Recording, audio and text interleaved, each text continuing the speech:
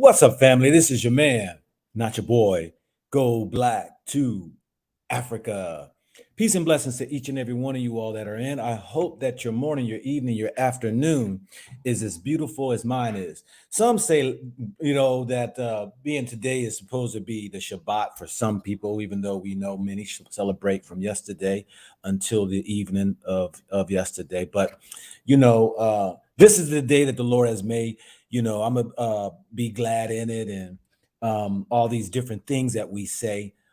Really, this is the day that was made for you to make, and I want to really just kind of have a conversation today that I hear so many of our brothers and sisters talk about.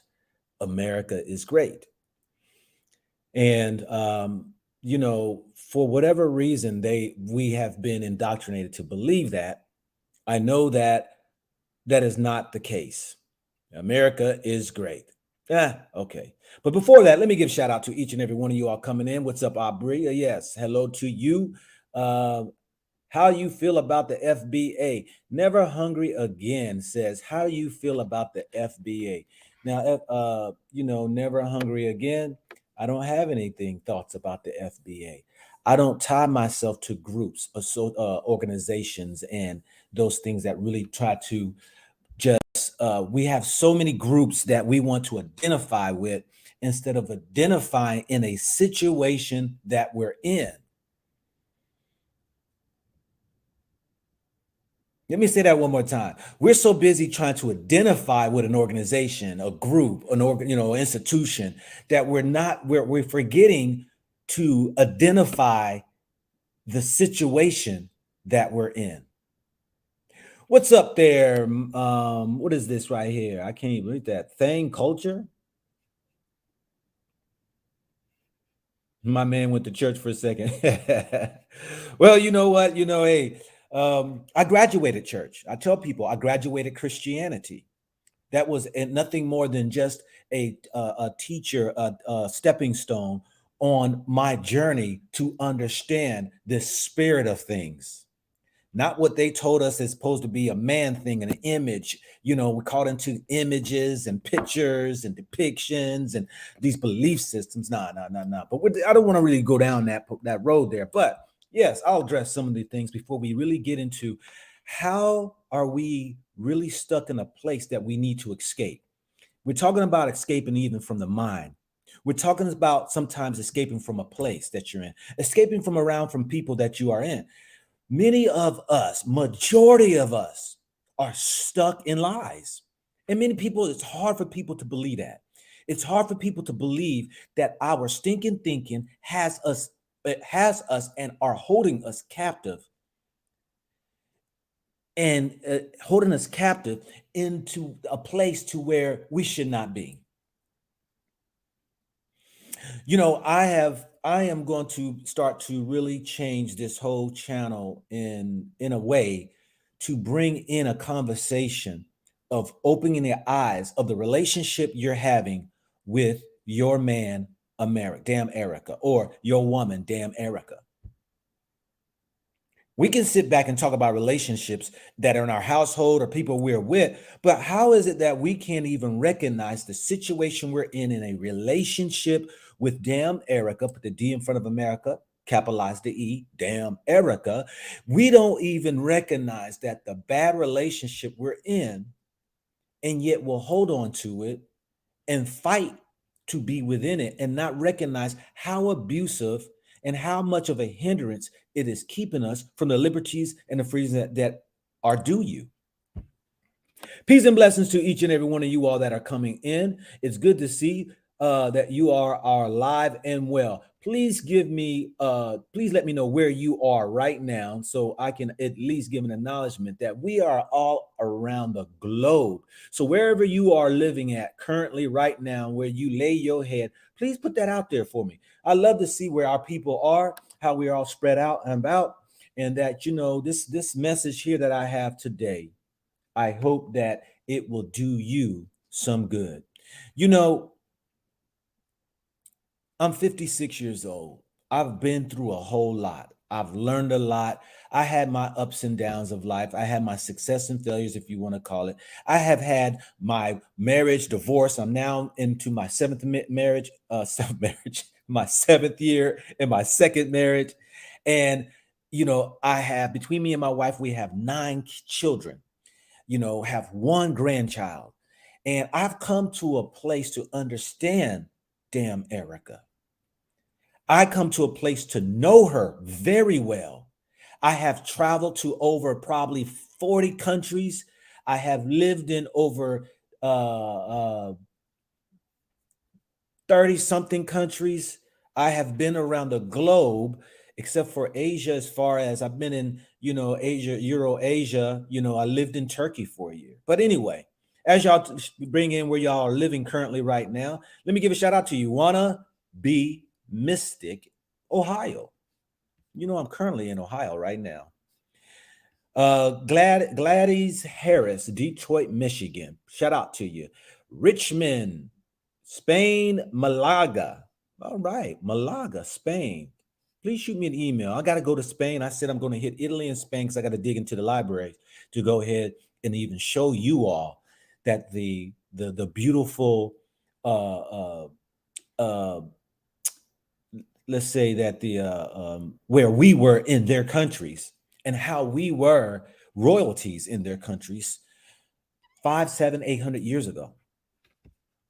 Canton, Ohio, Monique Davis.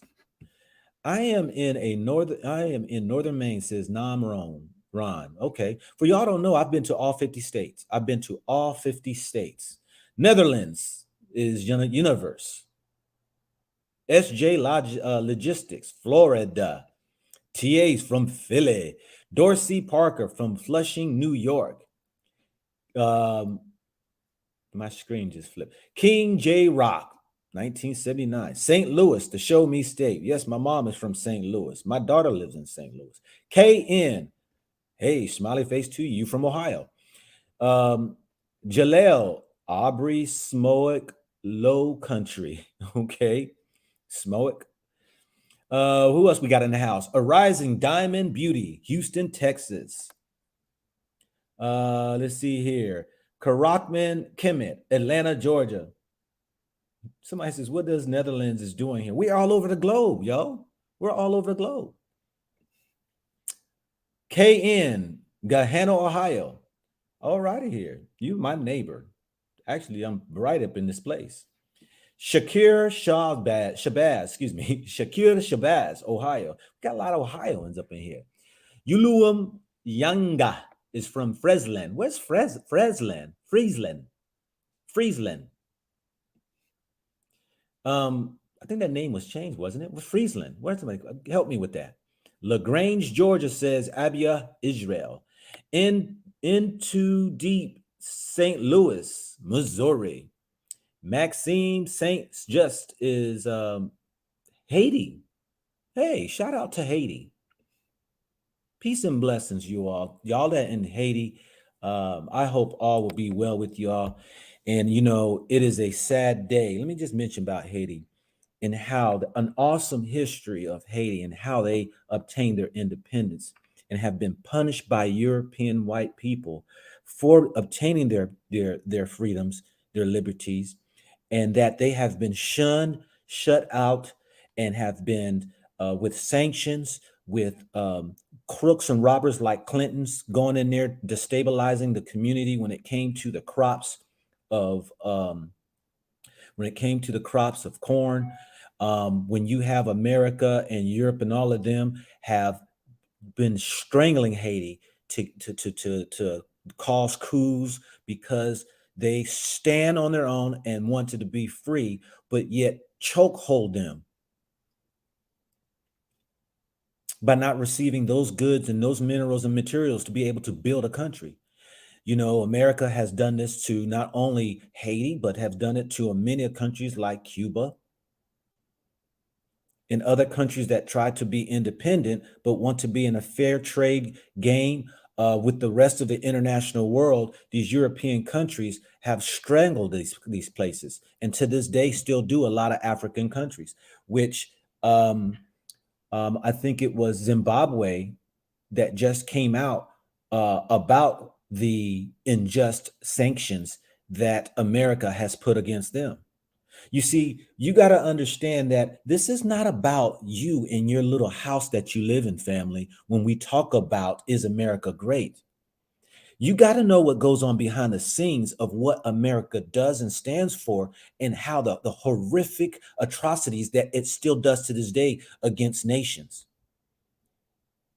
For you to say that you are an American, you have to put the blood on your hands of the atrocities and the lost lives of men, women, and children of what this country have done.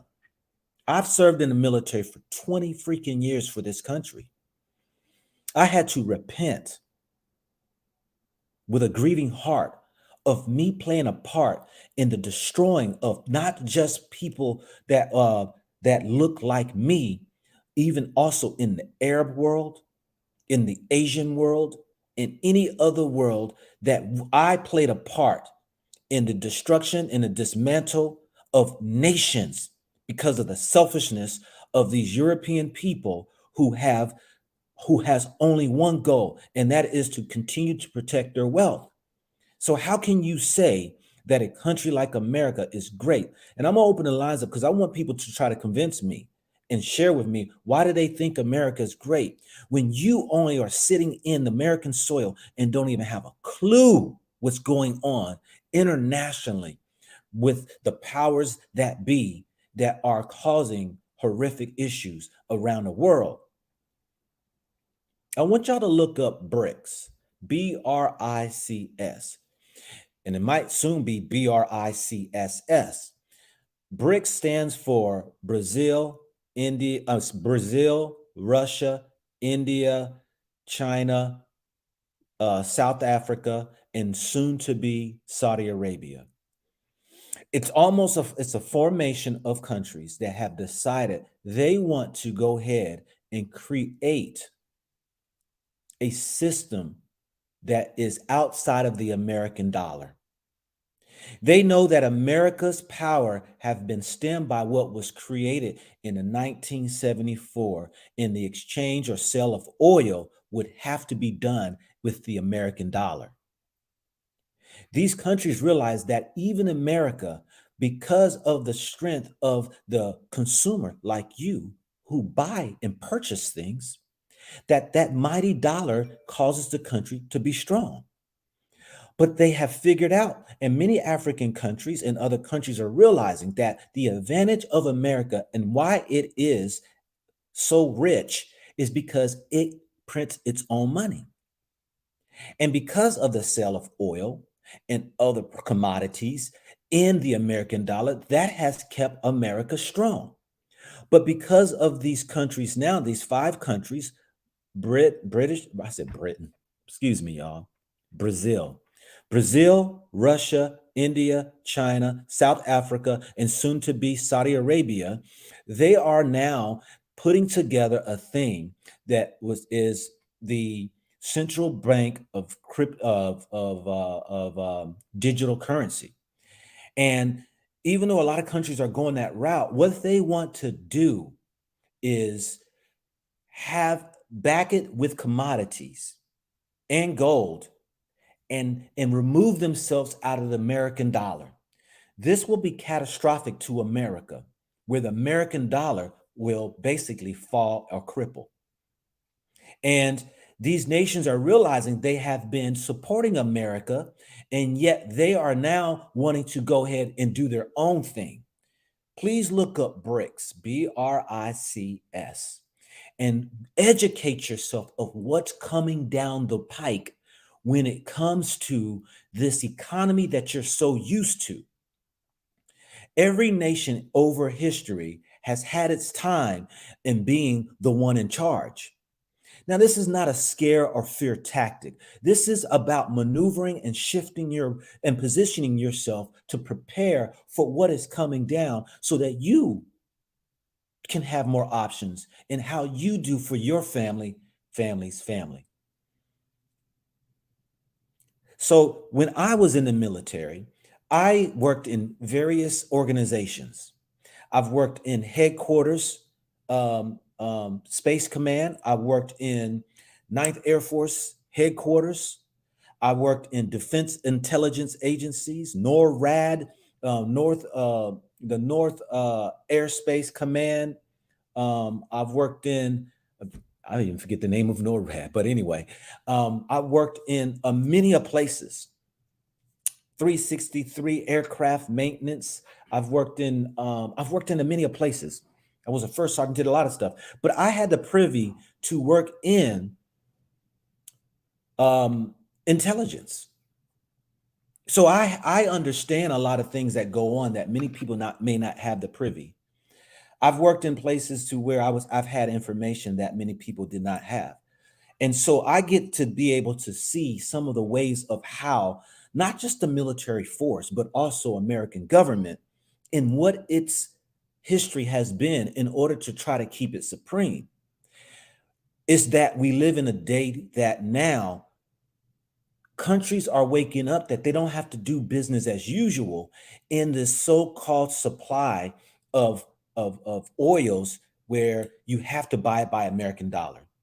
And this all really was stemming just 3 years ago when the COVID hit, and then Russia and Ukraine war hit, that they're seeing that what America thought they can squeeze Russia and force them to release or to back out of the war, that about 82% of the world still supports Russia or buying from Russia or trading still with Russia. And because of this, the countries now are realizing they are tired of America. Now, you're not going to see this on mainstream. You got to go look up BRICS, BRICS. And there is a guy there's a couple of YouTube videos that these professionals actually explains what is all transpiring. And once you get to understand that, you now will see the ways and how America's economy is doing and where it possibly will be heading here in the next 5 years.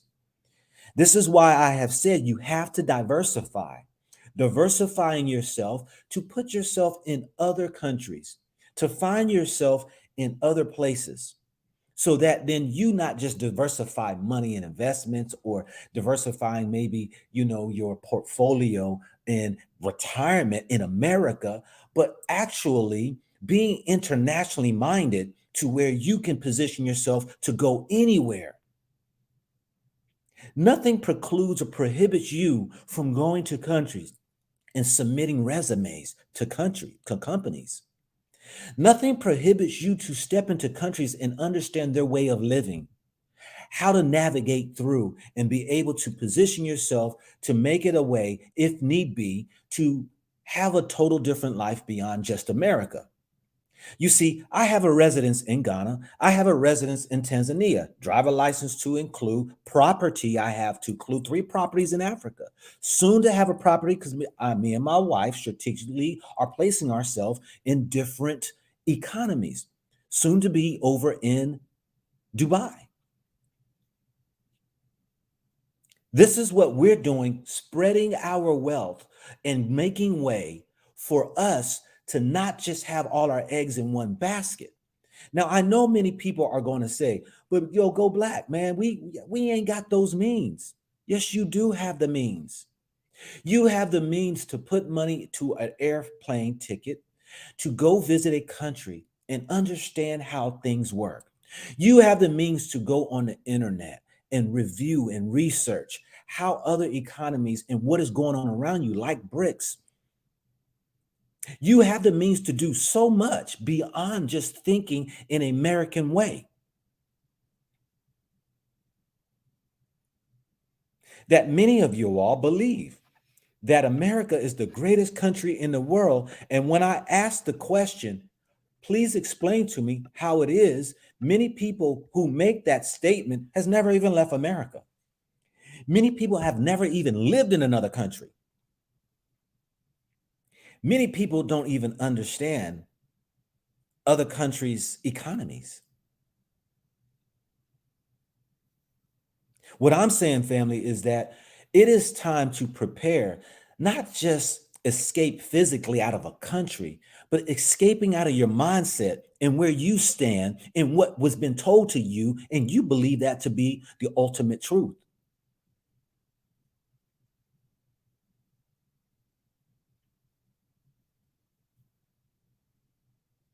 Many people are stuck on the fact because they have a job, which is a plus. You definitely need a job to take care of yourself. And they have a house or an apartment and a car, that everything is great. Now, on the surface, of course, thank you that we have the means of preparing for ourselves, and we have the means of taking care of ourselves by that. But does that as in totality make America great?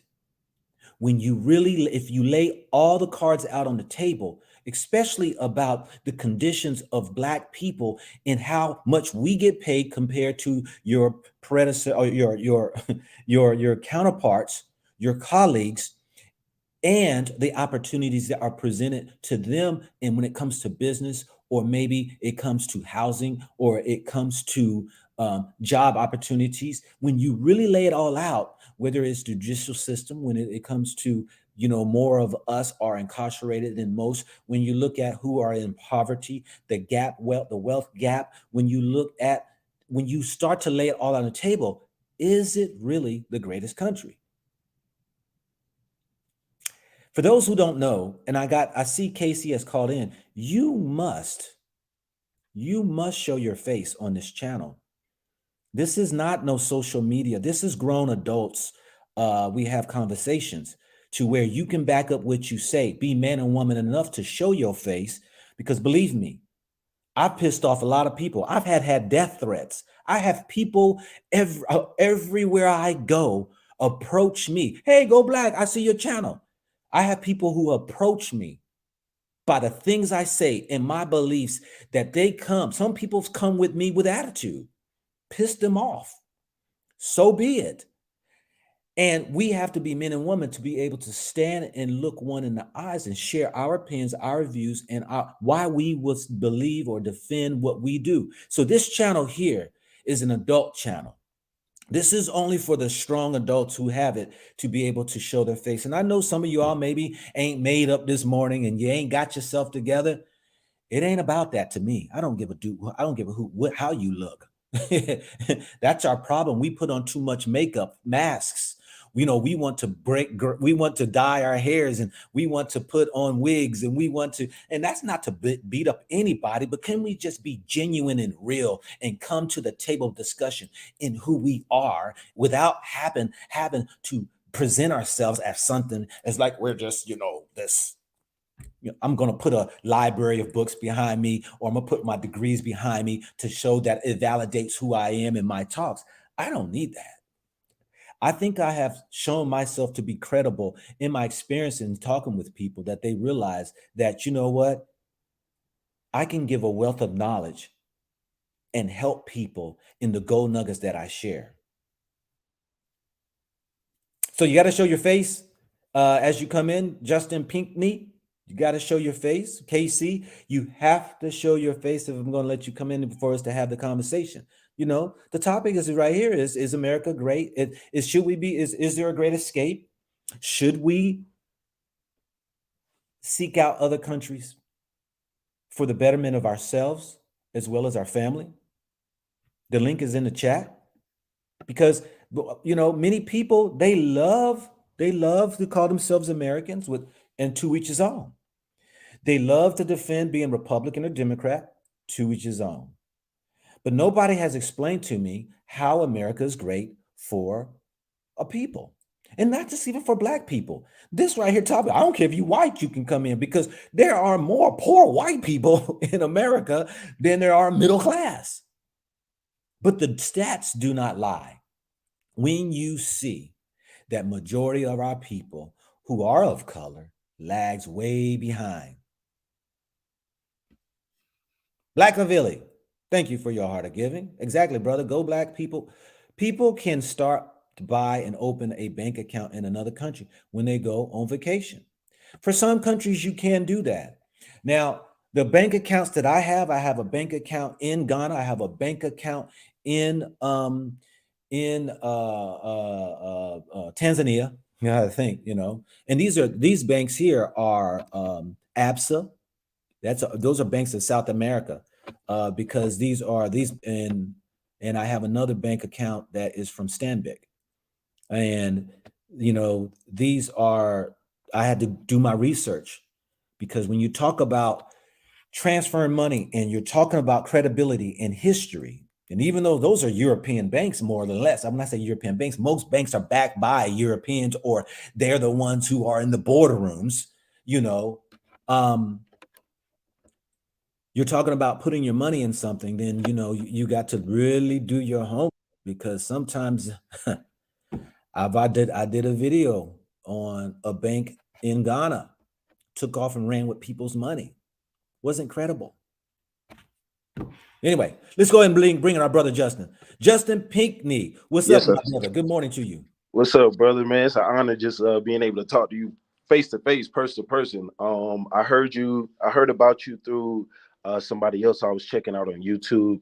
Uh, what is his name? Zion Dynasty.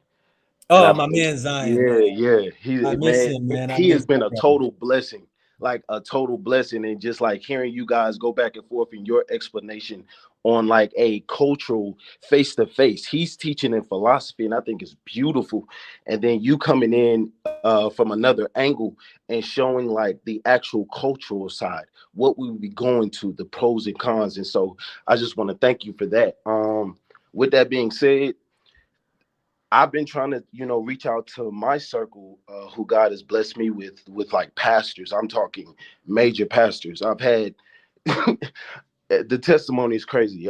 But anyway, um, I've been trying to explain to them, uh, we cannot put all of our ducks in one basket in these times, Yeah. and these times are like, I'm not the smartest of men, but my spirit knows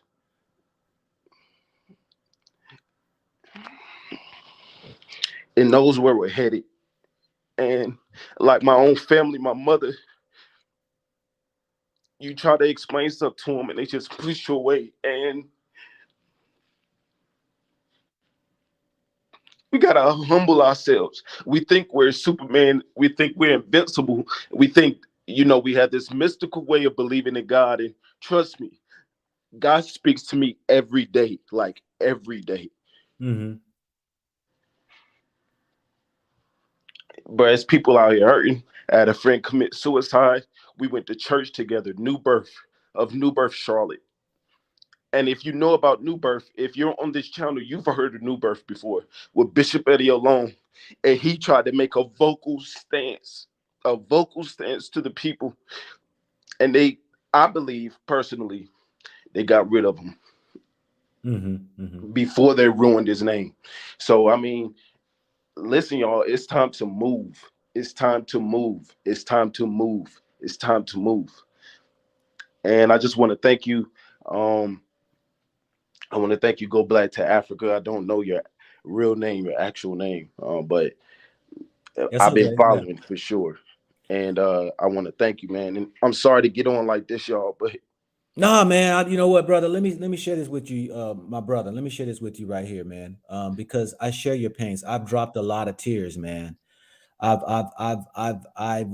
have had my heart. When you have a heart for the betterment of a people, to try to, the picture I put up of Harriet Tubman, where you try to help people to get out of the state of mind that they're in, the way of life that they're in, the evilness, the wickedness, and it seems like nobody's listening.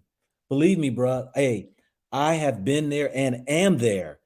I just, how many times I just said, I'm just done with this channel, man. I'm tired. I'm just ready to move on.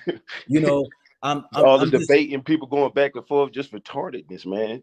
Yeah, but I also keep the bigger picture that, that's just part of life. And yet I know that, we as a people will continue to have those who, just are just blind to the facts of what's really going on. And when I encounter these brothers and sisters who love America so great, and they will stand and defend and will die for it, I can't get mad at them because that used to be me. I was one of the greatest soldiers out there, man. I was out there, man, and saluting flags, man, and fighting, man, for what I thought, man, was justice and freedom for all people of America. I come to find out, man, it wasn't for me. It wasn't for us. And that was one of the hardest pills for me to swallow, is to acknowledge that. And then when I started to do my research and get deeper into what is really the meaning of America and what does America stand for, it put such a detest in my mouth that I was like, man, I got to get out of the country. I already know how to live in other countries because I was stationed in places and lived in other countries. And I saw, man, how other people operated. And so I know my people, man, a lot of us are blind. Like Harriet Tubman said, I love her quote. I could have freed so many other people if they only knew they were slaves. There are just people who don't realize that they are in a bad relationship in America, damn Erica. They don't understand that because they're our great Dr. Henrik Clark said this right here. If you think your history started after slavery, you think that it's only progress from there. You think you've progressed from there. If that's all you know is from the slave slips and, oh, we've gotten better, because I hear that all the time. Man, things have gotten better. Things have gotten better. Please lay it out to me. What has gotten better? What has gotten better when we see all these YouTube channels of you still got racist people out here. You still have these systems that are in place that keeps and hold people back. You still see, yeah, yes, we can get jobs, and yes, we can get degrees, and yes, we can get jobs, and we can buy a house and a car. Does that dictate or is that really showing that we have made advancements or we have a better, more liberty and freedoms and justice for ourselves? I don't think so. So let me pass on, Justin, but I appreciate you, brother. Keep your Hey head man, up, thank you, man. man. Keep Thank you. doing what you do, man. And Yes, sir. condolences, man, for losing your friend. Like you said, there's a hurting world out here, man. There are people hurting, and they walk around with smiles, and you don't even know who these people are, ready to take their life. Because I used to be one. Many people know my story. I Yeah. almost took my life at the age of 28. I reached a crossroads, and I was about to blow my brains out. That was my introduction when I cried out to the Most High. They know nothing about God. Only thing I said was, if there is a God, help me. And that experience and that presence that fell in my room, you are fortunate to see me at the age of 56. Let me pass the mic on over. Gotta go to a Y'all have a lady good one, first. man. Peace and blessings, brother. Sister D, how are you doing this morning? Hi, good morning. I'm doing really well. How are you? I am doing well. What you got Um, for me this morning? so this is, I know I saw in the comment section a lot of people were asking like, well, how do we kind of get the means to go to other countries? Well, Yeah. I'm just speaking from experience, but one way I sort of had the experience of living in another country and sort of learning a language was through education.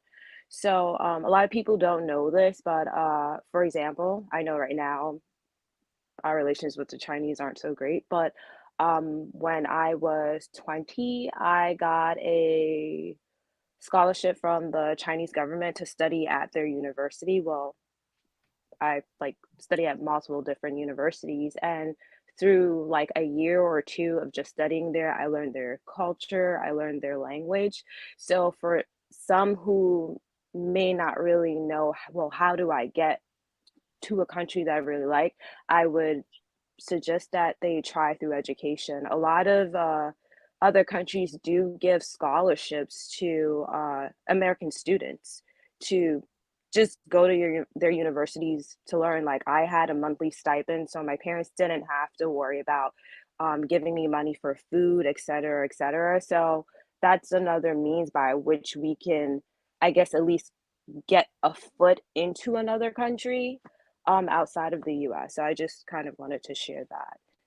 Well, I thank you very much, most definitely. And yes, family, there are thousands of ways of really getting yourself more acquainted in other countries, because like your sister's saying here, one means for her was through education. Other means are jobs. Do you know how many jobs internationally? My wife, we're about to embark on, when she's finished with this contract here in America, we're done, we're gone. They have international businesses for doctors. And so, we're going to explore getting to other countries. You're going to do short stints, 3 months here, we're going to do 3 months there, and we're exploring the world. Your job, your skills, your talents are needed. I'm telling you, you have a huge benefit just even having an American passport, because the world thinks that we are smarter than everybody else for the most part, for most of the world. And they want your talents to build their countries. So I appreciate you, D, on that right there, and your information. Because if we believe that because they stamped U.S. citizen on the backs of our ancestors, if you believe that makes you an American, you've already been fooled. If you believe because you hold a passport and you believe you're a U.S. citizen by force, never given an opportunity to make your choice where you want to go back out or where you want to leave, but by force, that you now somehow think that you should have an allegiance to a country that cares nothing about you, take a step back and really look at the facts. Tindaja, what's up, brother? Happening, brother? What's good with you? Thank you. How you pronounce it? Tindaji. Tindaja. Okay. I see how what you got for me this morning? You get my sound good? Yes, you're really good. Yes. Okay. Yeah. All right. Be quiet for a second. All right. Go ahead. You can hold your daughter, man. Ain't nothing like seeing a brother, man, and his children, man. You can hold your daughter if you want to put on camera, because the lie is that men are not involved with their children. There are more Black men, proven facts, that are at home with their children. Go ahead, brother. Yeah. I wanted to say, first of all, the option that the sister D presented, I never thought about that option. So I think that a lot of our people are not utilizing a lot of those routes. And so that was powerful that she mentioned that, because it might be some people that go look into that, right? I think that, the question of whether or not, a question about the greatness of America. First of all, I would say that I agree with you a lot. And I see things the way you see it, as far as, I need y'all to be quiet, all right? Be quiet. Whatever the perceived greatness of America is, we know for sure that this is a land of quote unquote opportunity, right? We got a lot of people coming here for jobs, wealth, etc.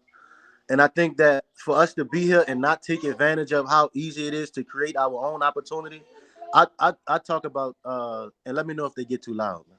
I talk about trucking a lot. I have a trucking company, and I think it's a really great business. It's really easy to get into. You don't need any real money to start. The average trucking school costs about $4,000 to $5,000, and a lot of people are willing to finance that cost. You can start making you anywhere from $1,000 to $1,300 a week, every week, just starting off right out the door, right? Which is, for a lot of people, that's more money than they ever made. It was for me when I first started.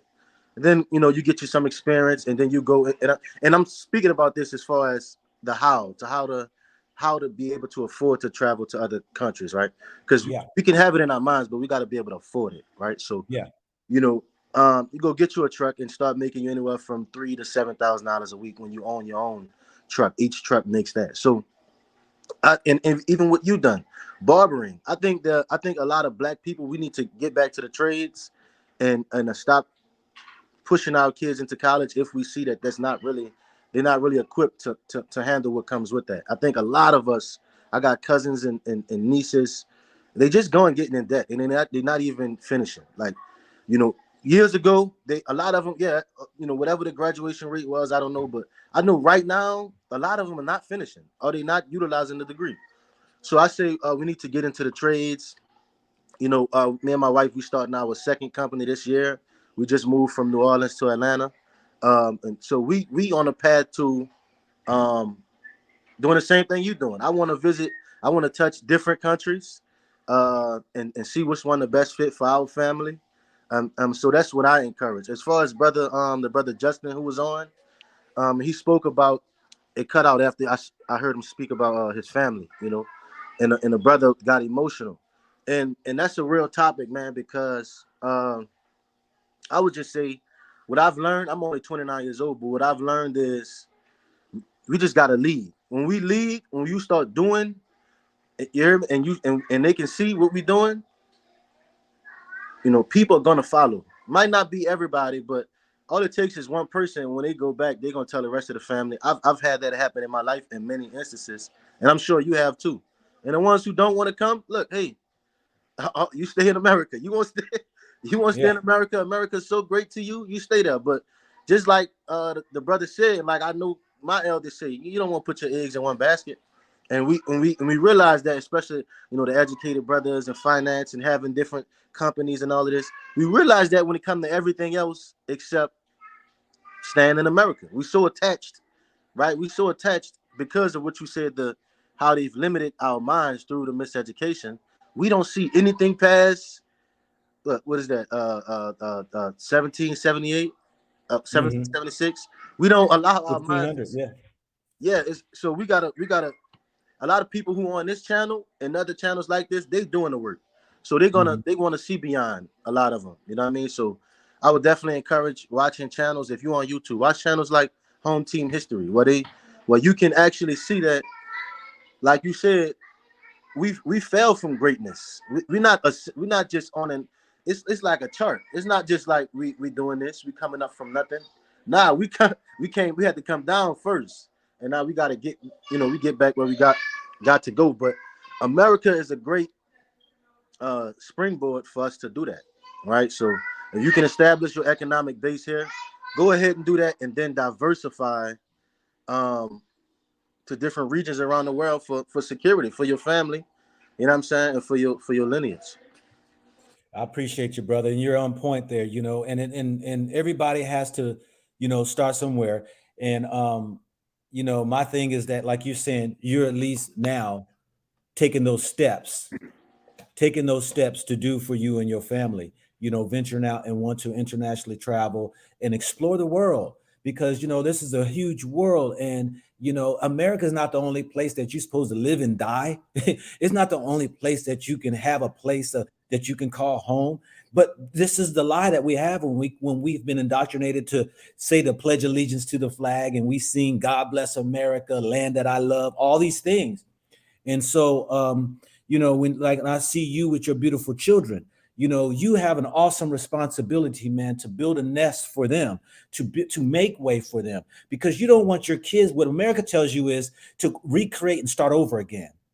To start over again, we don't want to be involved with our children's future. Oh, what you want to do when you grow up?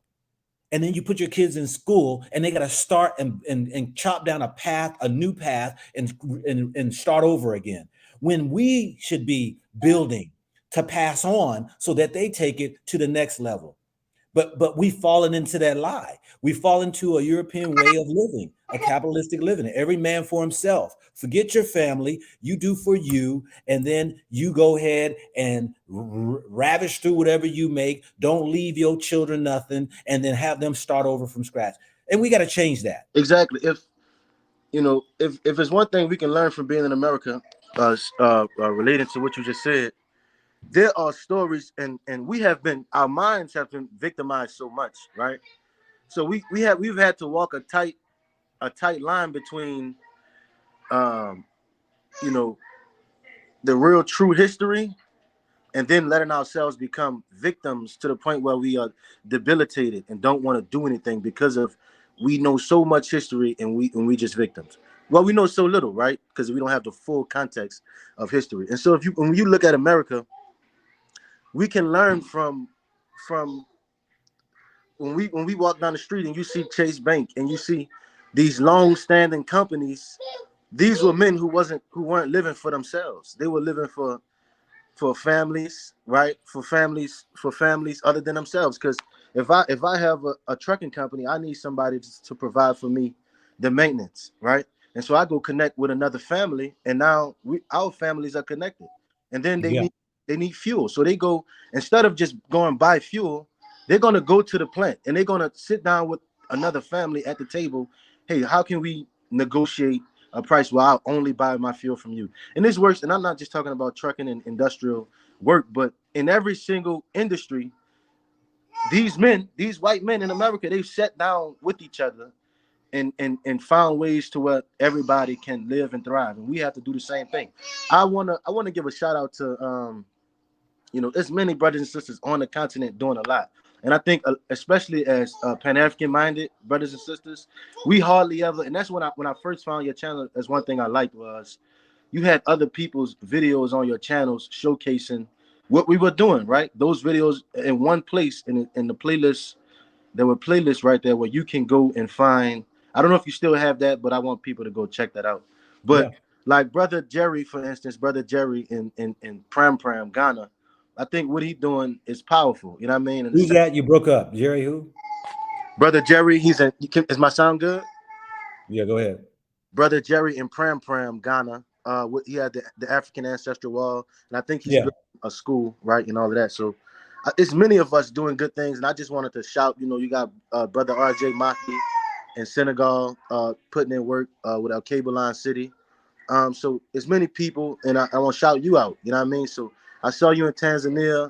That's great inspiration. Letting us know how the work was hard getting to this point, but it's not as hard as some of us may think as far as establishing our businesses, establishing relationships. I saw you. Remember, I saw you at was it like a gala or a meeting where everybody was out there and you were talking to people when you were investing in your property in Tanzania. So things like that we need to be aware of. I wouldn't have ever known anything like that was happening. So Yeah. things like that, man, keep showing that. We'll appreciate that. Yeah. Thank you, brother. I appreciate you. All right, peace. Yeah, family. Let me say this real quick for KC True Freedom. You're gonna have to show your face. You're gonna have to show your face. There are these people out here who are putting these perverted nudity videos that are up, and I want to make sure that you show your face. You can't be behind silhouettes. You can't be behind your shades in the face. No, you can't do that because there's just too much out here now that these people are putting out these perverted images. And this also, we're going to have conversations. Well, let me just stay with right here because I know people are really interested. I just had the message up that somebody had said that it's so hard to go into another country when you have little money. And I beg to differ. And what I mean by that is it's like, it's amazing we can find how to get money when we want something. It is amazing how much money we blow when it comes to Christmas, when it comes to Valentine's Day, when it comes to spending money on 4th of July, when it comes to celebrating birthdays and celebrating all the other holidays and all. It is amazing how much money we spend. But when somebody says that, hey, yo, go over here and take a look over here at this place, this economy, this country, we find the reasons why we can't do it. We find the reasons why we can't do it. And I say this right here. I can always tell where a man or woman stands by the words he or she speaks. When I hear people say it's hard, you already defeated. We have to change our vocabulary. You see, when you get to a place when like me, and that's taken me years, I'm 56, but I had to understand every word that comes out of my mouth will either bless me or curse me. I ain't got room for excuses. I don't care. I ain't saying it's hard. The only thing I have in me to do is do. Well, I only have a little. If you got a little money, I only got a little money. It's hard for people who ain't got much money. I worked 3 jobs, family, at one time. 3 jobs. You ain't looking at somebody. My mom and dad didn't leave me no silver spoon in my mouth. I was broke, busted, and disgusted. We got to get out of this reasons, these excuses. No different than the slaves when Harriet Tubman would come to the slaves. Yo, y'all ready to go? It's time to go. Well, I mean, what if it's hard out there? How long's the trip going to be? It's cold. What we going to eat? Our master here, he got a roof over our heads. He gives us foods and he treats us well. Nah, ain't no time for all that. Do you want to be free or do you want to be a slave? Do you want to make way for your children? If you stay right here on the plantation, your children's children's children is going to be slaves.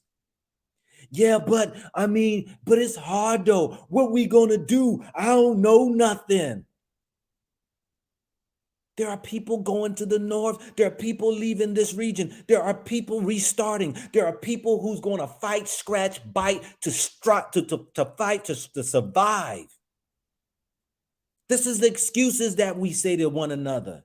And then you sit back and then we say, America's great. See, it's the lie that makes you feel good. America's great.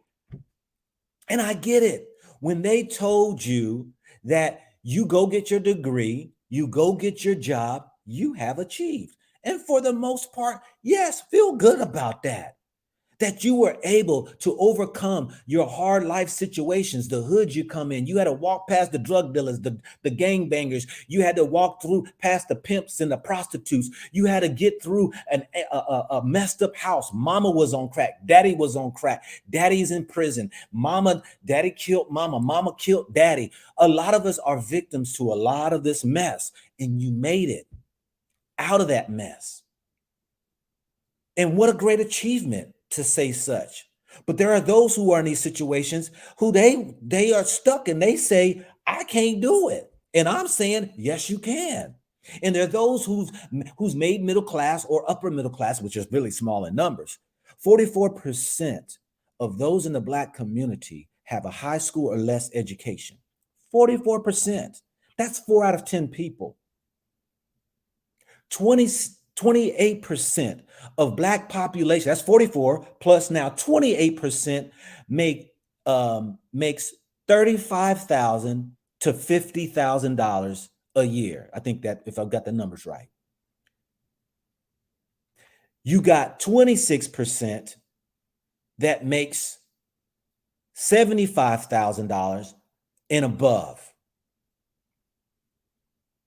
And in that 26%, 18 of that 26%, 1 out of 10 people make more than 100,000.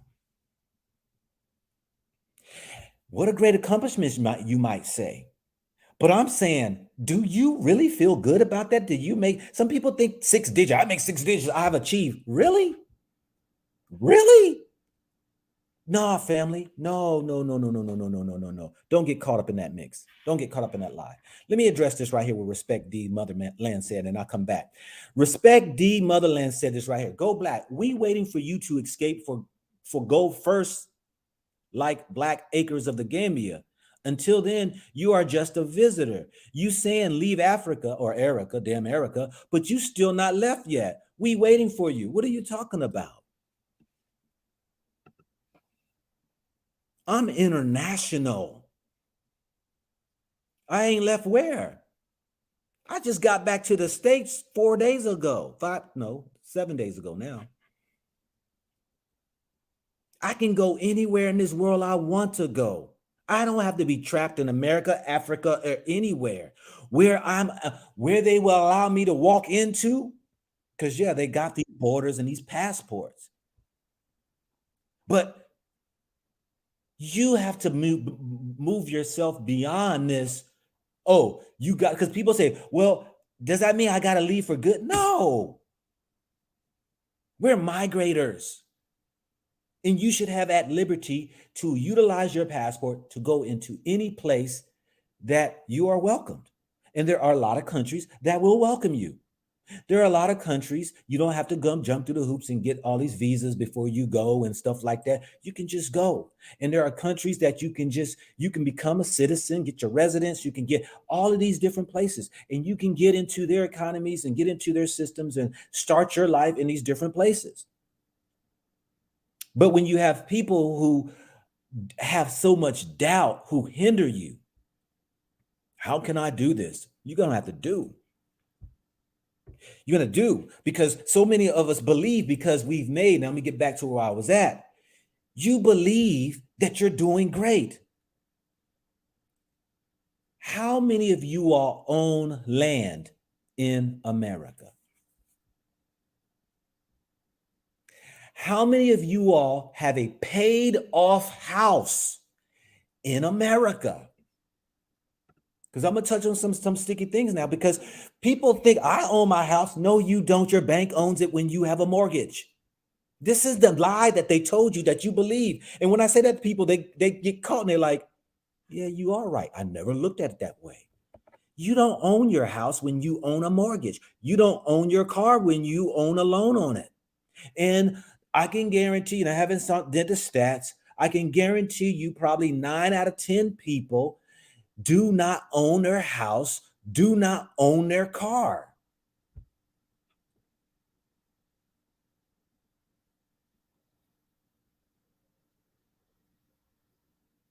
Guarantee you. 9 out of 10 people.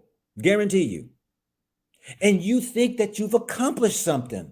And when I step into countries that I sold one of my properties here in America, and I went to Africa and bought 3 in 2 different countries. And I went over there. I got residence in Ghana. I got a residence in Tanzania, driver license. I have all rights that will give me as a resident. I can start businesses, which I got a business there in Tanzania, a small propane business. I helped out a young man. Check out the video. Started that about $1,500. I don't see nothing from it. I basically said, hey, this is for you. Your boss who owned it wasn't even doing you right here. But what I gained was a family member. That man looks out for me. When I hit there, he's like, what do you need? Where are you going? You be safe. If anything happened to you, you let me know. Yeah. Hey, I'm looking for some land. Okay, I got to be. See, the connections. Y'all thinking you need tens of 20s of 30s of 40s thousands of dollars, and if you ain't got it, no, building connections is more important than land. I'm gonna tell you this right now. Building connections with people is way more important than building a house. I guarantee you. Because the things that you're gonna need when you go to countries is assistance. You're gonna need help. And it's hard to find trustworthy people. It's very hard to find trustworthy people. Here in America, in any place you go, it is hard to find trustworthy people. But there's an advantage being here in America than some countries. And there's a disadvantage being in America than some countries. Now, many people think America's so great, and I keep asking, and I'm waiting. I want people to call in and explain to me why you think America is greater than most of these countries out here. Because I haven't heard, the link is in the chat. I haven't heard anybody explain anything about what makes America great to you. Because you got a job, a house, and a car. You can get that anywhere.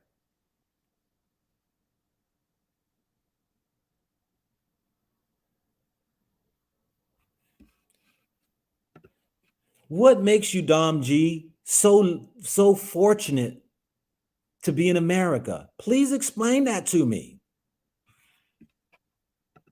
We run around thinking that, because some people say, well, if America ain't all that great, why so many people coming into America? Do you know how many people going across this world? You know how many people trying to get into Africa? Do you know how many people moving to Africa? You can use America for what it is. Yes, there are people, and they rightfully so. These are smart people, which should tell you, if these people are coming into America because they may lack their opportunity, because I keep telling people, America don't give you the opportunity. It is you who have the opportunity.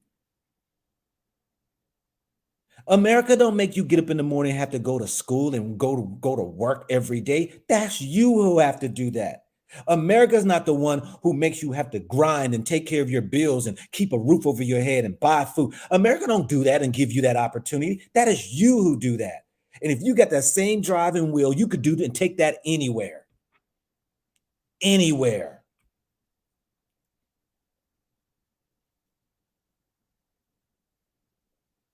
But some people, because they look at the money, because many people want to come to America, they can say, I can make more money in America. Okay, I get that then. Yes, you can come to America and make more money than possibly the country you're coming from. But guess what? Do you know how many Africans I know that are here in America that live 5 to 6 people deep into an apartment because the cost of living is expensive, and they ain't making no debt. They're not middle class. They're doing these odd jobs in here, and they realize they are only chasing their tail, running around in a circle. They're making money, more money than they're made in their country, but the money they're making is considered to be rock dirt poor in America. So now where are you at? You in the same boat you were at before. I see them all the time.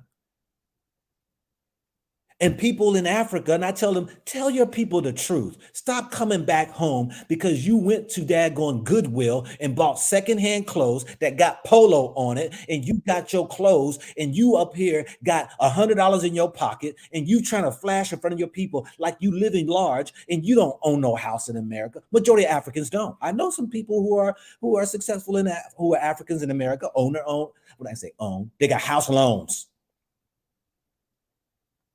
But they lie.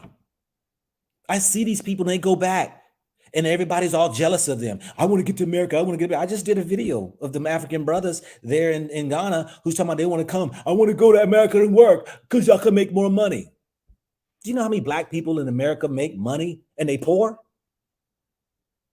So what are you saying?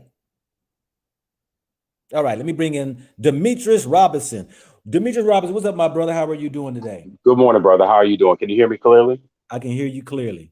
Very good. I had to call in because when you mentioned about having residency in different countries, I actually had the pleasure of obtaining my residency in Ghana as well. And Yeah. when you mentioned driver's license, bank account, Ghana card, that opened up a lot of opportunities. And a lot of times people do ask, because I have actually had 2 land deals. One, the first land deal didn't go well. That's a whole different story. But my second land deal is going very well.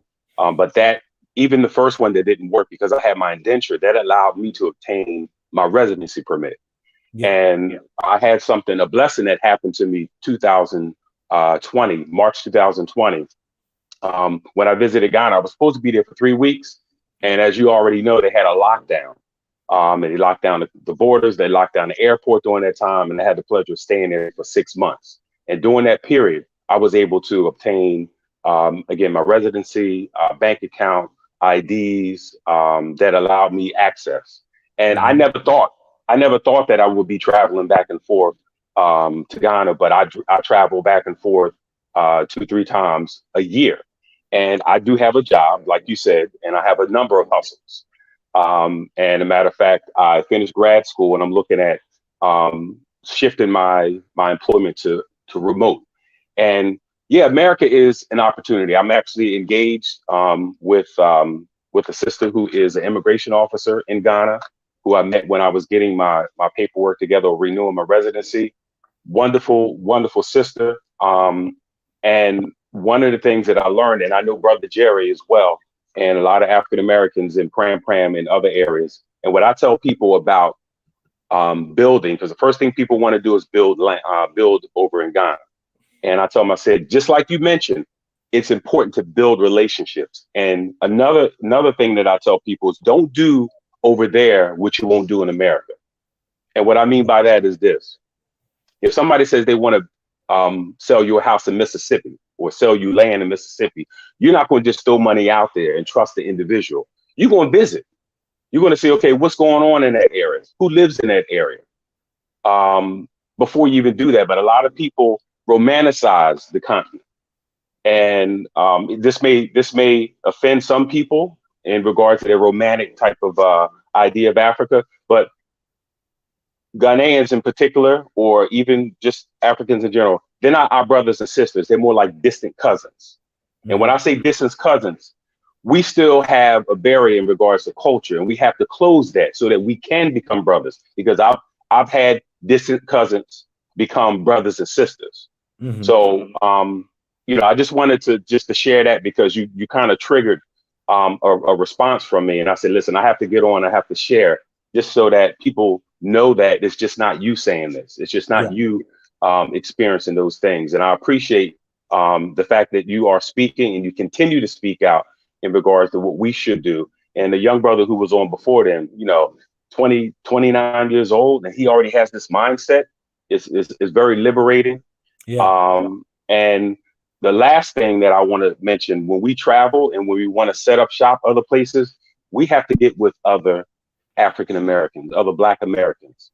The reason why I say that is because the Ghanaians who I met and had very good relationships with were the Ghanaians who traveled either to the UK, America, or somewhere else because they know who we are.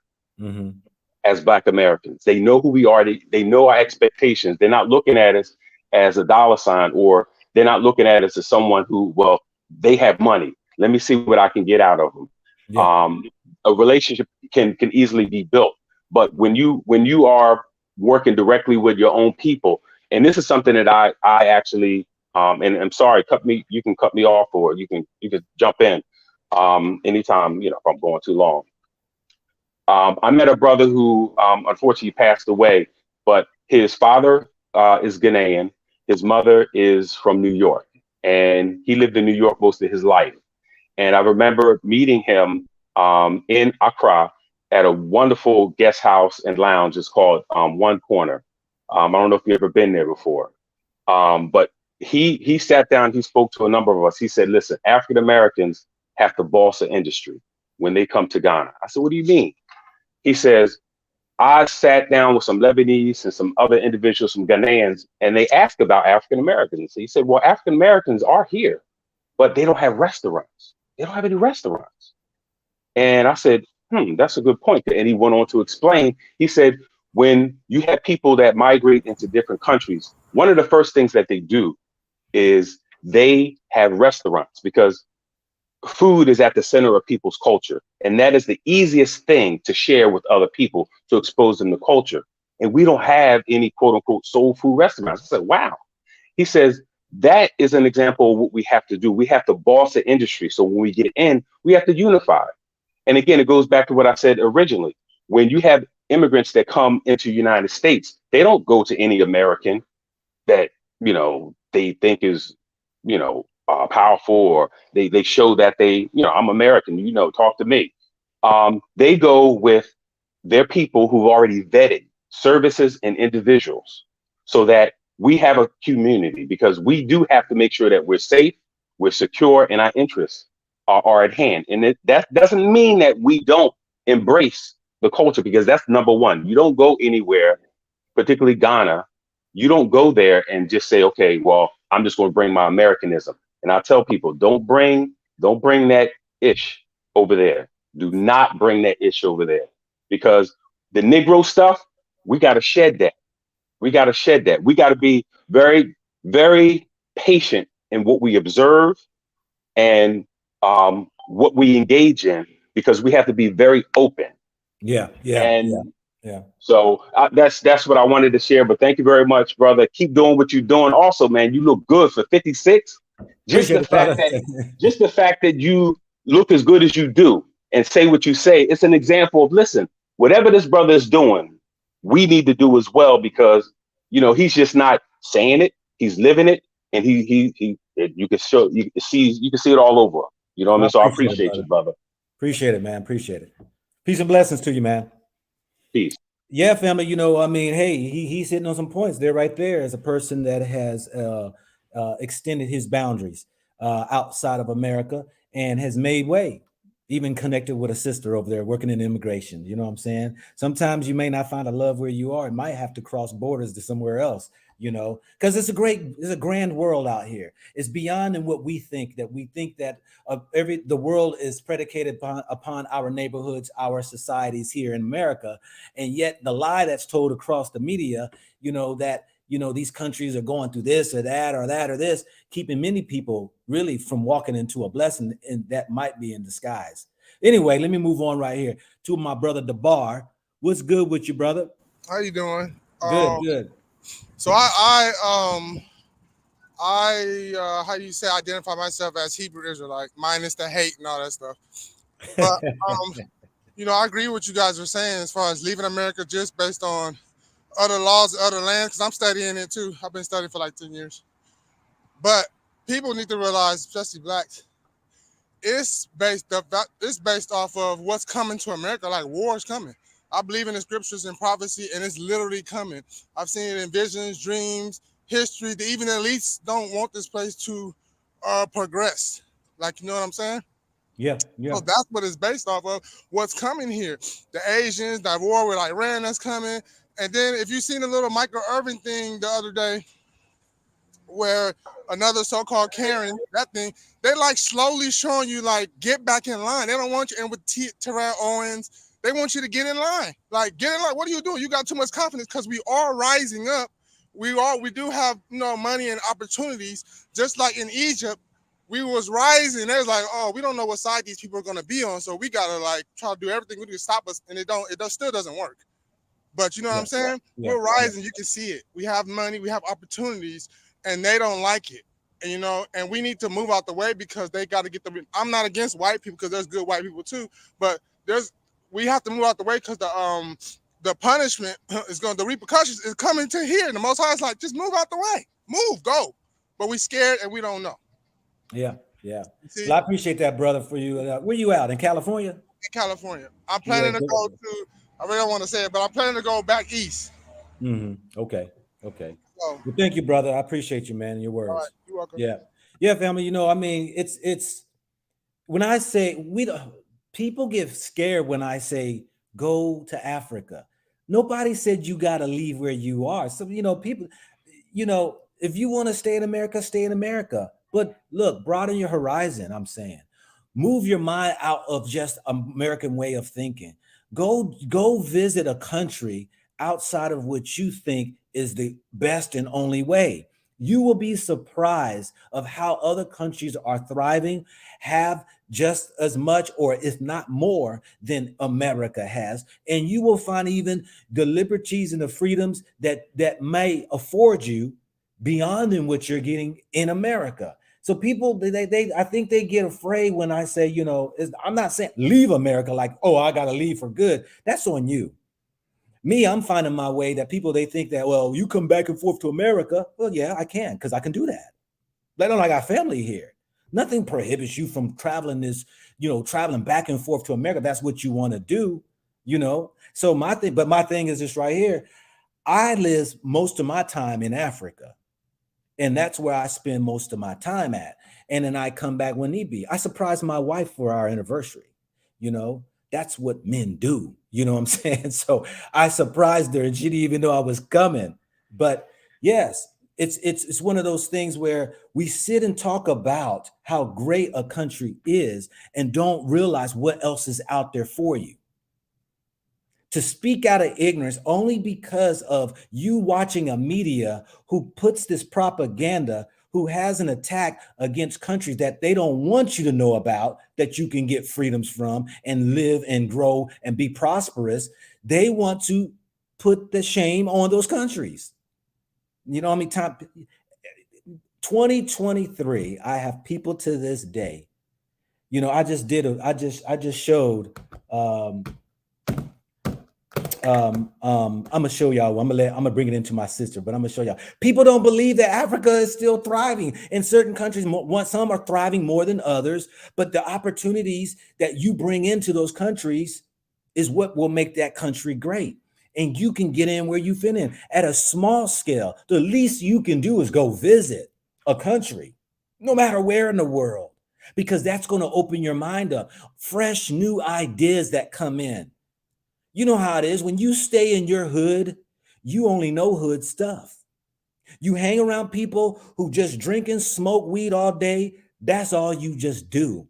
If you got people who are on a small level of thinking, that's just where your mindset is. But when you introduce yourself to other outside sources, it's where you become powerful because now you're not one-dimensional, you're multifaceted. Sister Miriam, how are you doing today? I'm well. Thank you for having me on your panel, and greetings, Go Black, and everyone else on the show. Yeah. So I just mostly have questions. Sure. One is, I think it's good to go back because I think America is going down. I don't know what's happening, but it's definitely not going up.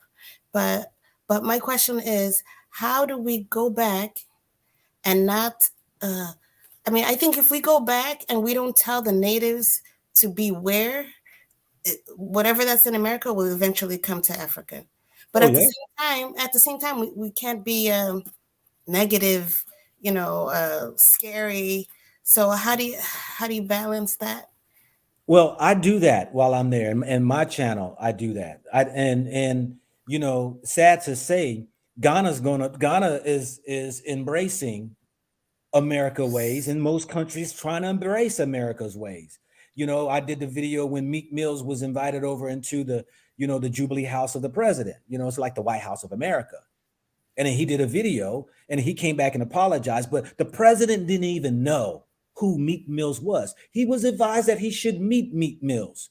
But when I was showing that the president didn't even know, I had to show Meek Mill's album cover, and Meek Mills sitting across from the president, that he's talking about, yeah, he just, was there to, maybe see what they can do and bring into, what you trying to bring into this country. If the president knew Meek Mills and his last album cover, that he's got 3 nudity women, one on a strip pole, one that is twerking, and one is bent backwards, these type of behaviors come into the country.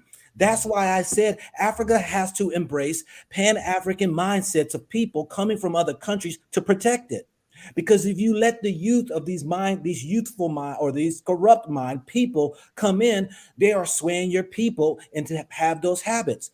But President Akufo-Addo don't know really what's going on here in America. He don't know the conditions of Black America. He don't really know that, hey, the murdering Black on Black crimes.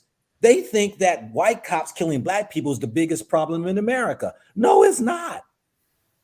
You got a judicial system against the people. You got, whether it's housing and business, and you got all of these different systems in place, education, and all of these things that are put in place to hinder a people. But the conditions of the mind of the people is what you got to educate. And every African person that I come into conversations with, I share that with them.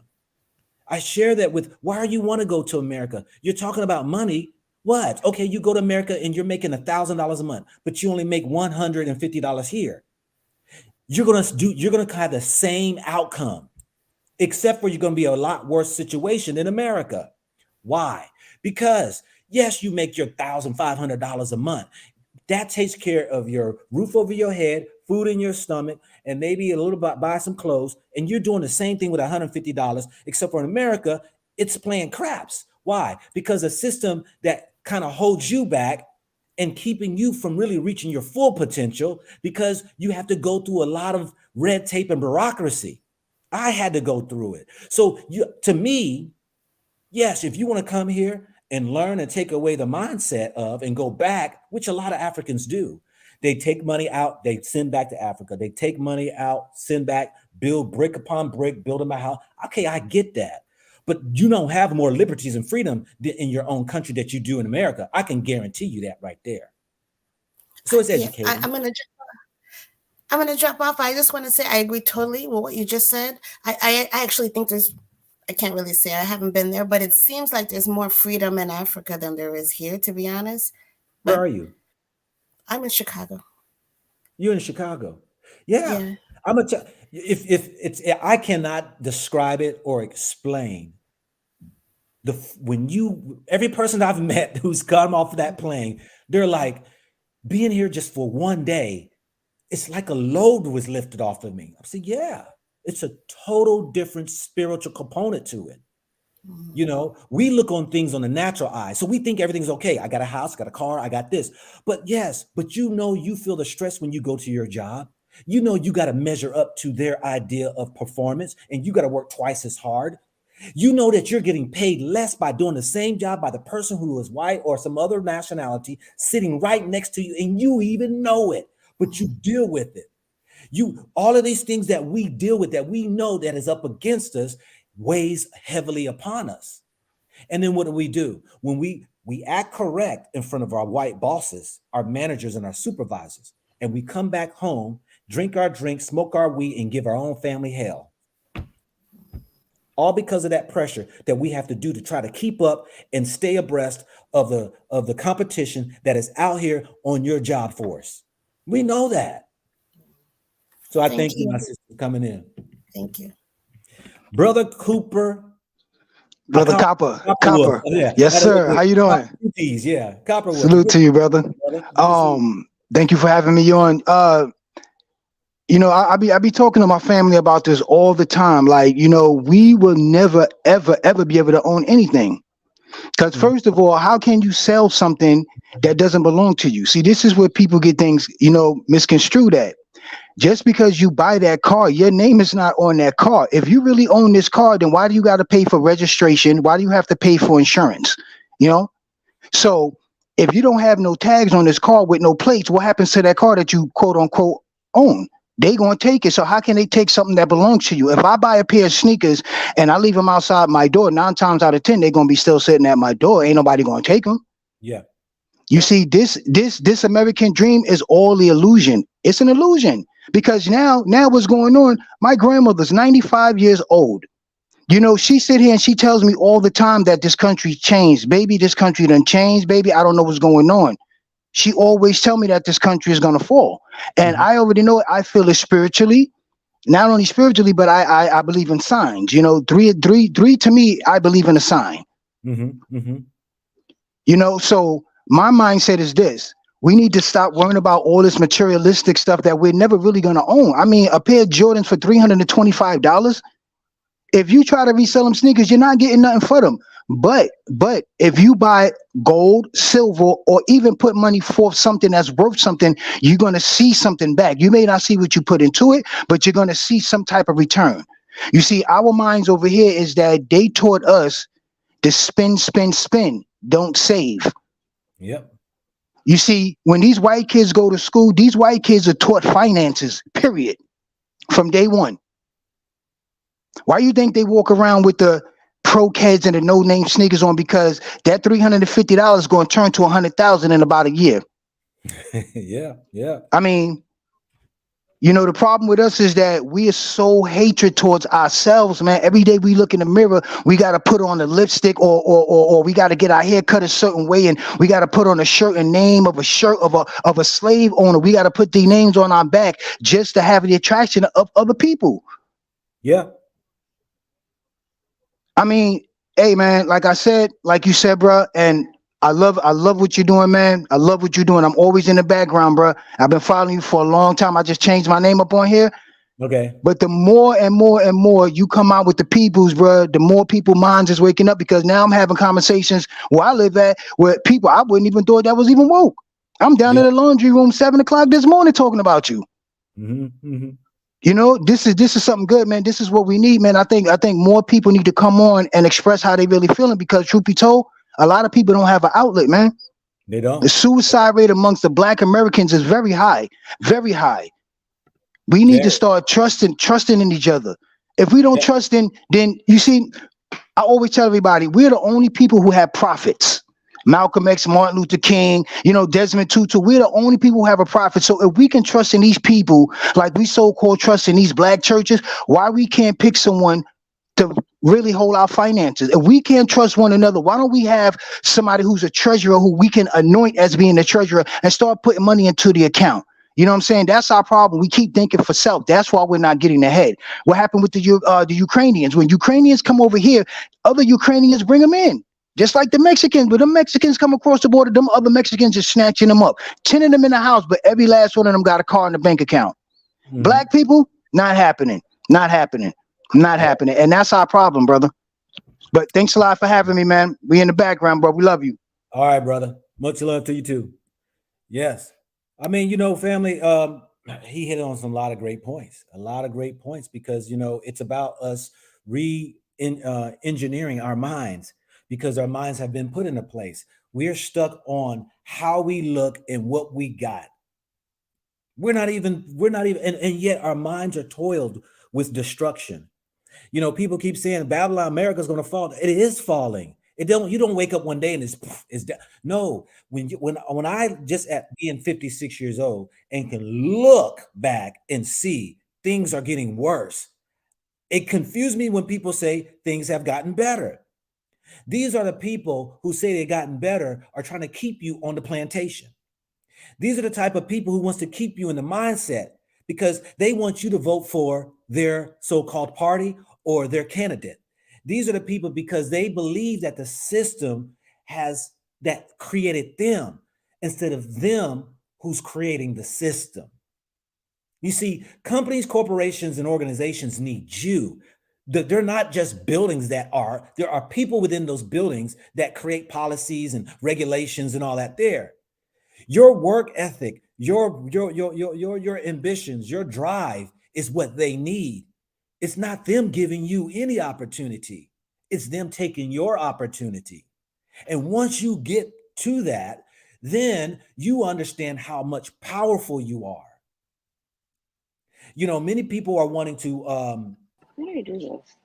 many people, you know, they think everything happens overnight. This is a microwavable, quick TikTok, quick Instagram society. Nobody wants to understand that. Nobody said go over to Africa and buy you some land. I'm the first one to tell you, you know, stop buying land, stop building houses when you going over traveling to these countries. Settle in, wait about a year or so, understand, build relationships, understand the system, understand the economy, and then start to make your way through. Problem with people is like it's like a farmer. You know, if you're gonna drop a seed and you expect it for food to be the next day, no, it takes time. Penny upon penny upon penny. But what's 10 cents saving a month? It creates a habit. This is where I started. I started with zero. But I had to change my mindset because, yes, we were all stuck in every penny you get, you spend, and you buy that nice car because you got to show out in front of your neighbor. You got to show that you achieved. You buy that Gucci, you buy that Louis, you buy that, and your bank is broke. And so now you a slave to a system. You're one notification that you lose your job from homelessness. When are we going to position ourselves? When are we going to leave our children or at least put something to leave our children? When are we going to educate our children to understand about finances or understand about healthy living, a healthy father, a healthy mother? When are we going to get out of the mindset about me, me, me? All I see is this. Everywhere I go, sitting at tables, families at dinner tables, everybody's on the freaking phone. My kids are in their 20s and they know when they come visit and we at a dinner table, you put that phone down. Oh, daddy, I mean, you know, no. Why? I don't care if you're in your 20s or not. I'm still your dad. You still be teachable when you come in my presence. Why? Let's engage. I'm about to fly my kids out right now, my children out here to Florida. We're going to put our minds together. My son and my two daughters, we're putting our minds together. I'm flying you out there and we're going to put our minds together. My son said, so what brought on this idea? What's the deal? I mean, what's going on? I think he probably thought I was dying or so. I don't know. I said, no. We got to get us right. We got to get us right. All right. On to my sister, Hannah. How are you doing, my sister? I'm well. Thanks for asking. How are you? Good. I'm good. This is my first live ever, but I wanted to call in. I'm in America. I'm actually in Atlanta, Georgia. Okay. I'm from Charlotte, North Carolina, but I've been in Atlanta for a while. Yeah. I just want to tell you thank you for actually being on the internet and inspiring other Americans Thank you. that look like me to move forward. And you were asking I'm in a grocery store. You were asking, do we think America is great? Is that what it was? Mm-hmm. That is a loaded question. I Mm-hmm. think America is great for certain things. It's an illusion, is what I would like to call it. It's all hard work. And like the other guy was saying, people committing suicide. That is true. I just finished a 6-week group therapy program that I never thought that I would do at the hospital. The majority of us are minorities who work in corporate America. Some people that psychiatric nurse, some people that work for the federal government. We're all stressed out. We're tired. And I'm looking forward to visiting Africa. I'm looking forward to moving to Africa. And I cannot wait till the day to where I can actually plant my feet there. I mean, my parents gave me, my name is Arabic, you know, and I'm just looking forward. So I just need to know how to get there. I don't know. I'm on leave right now from my job. I won't say which company I work for, but I work for a very large company that's based in Atlanta. And they don't even want to basically pay for you to be on leave to even figure life out. Yeah. So either they're going to pay for it or, hey, I'm showing my face now, so I guess it don't matter. No, You know what I mean? And my thing, and you're right. I mean, it's like, you know, we think things have to happen overnight. Like you said, you want to get to Africa. You got, and it's just one step at a time. It's planning. Have you start planning? Have you looked up what country you want to go to? I have. You know, and that's the thing, is that everything takes steps and process, and it's planning. And I think that a lot of us really don't know how to even do that. A lot of us don't. We want to see, well, how can I get to Africa? How do you get to Africa? You start today with a plan. You start.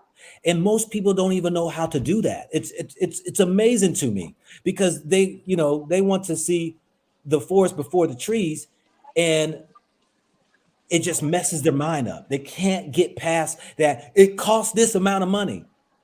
Yeah. Okay, all right. Well, okay. Save your penny. Just save a penny per day. See where you get after a year. Yeah, the cost of living is it's getting higher and higher. I mean, it's ridiculous. I already let my vehicle, my SUV go, because I was like, what's the point? I work from home. I'm spending $850 for a car I don't drive. I live in the city. I Uber where I have to go. Your car note was $850. Yeah. And now I Uber to the grocery store. I live less than a mile away. I hope, sister, that you're taking that $850 and putting it aside. That $850. I tell people, you can go to Africa and rent a house. If you was rent a house for $400 a month. Yeah, I pay $1,700 a month for a 1-bedroom apartment. I believe it. That's crazy. But, it is crazy. And my parents think that I'm crazy because I'm talking about I want to live somewhere else. I moved here by myself and they thought I was crazy. Yeah. It is. I mean, and my daughters, for instance, they're paying $1,300 a month on their apartment, 1 bedroom, and they work from home. I said, why don't y'all come over to Africa? You said your job don't care where you are, as long as you got an internet connection, and save that money. Yeah, the way that my job is set up, though, the particular department that I'm in, you have to be wired. That's how they have you set up. So you can't like move around because people mess it up. But I'm not gonna say what I'm doing, but I am making the necessary steps. Well, yeah, I mean, and there again, nothing prohibits you from going just to visit and exploring and coming back, maintaining your job, but you making a way little by little for whenever day. It might be 20 years from now, but at least you made steps. You know, Oh, I'm done. Yeah, I mean, people think when I say go back to Africa, they think I'm talking about go down, uproot, leave, forget everything, forget your family. Just no. No.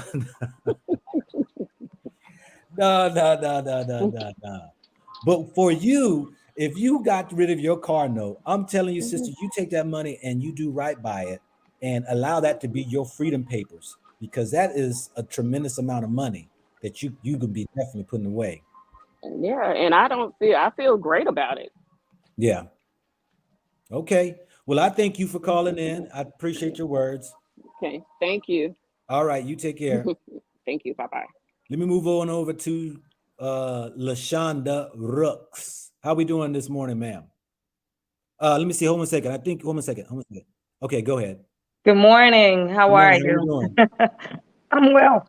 Excuse me. I'm well. Thank you. I wanted to comment on it, what you said. Is America great? It's never been great. It was never great without us anyway. This is where we have to understand what our value is. We're very valuable wherever we go because we are the chosen. God chose us first. Mm-hmm.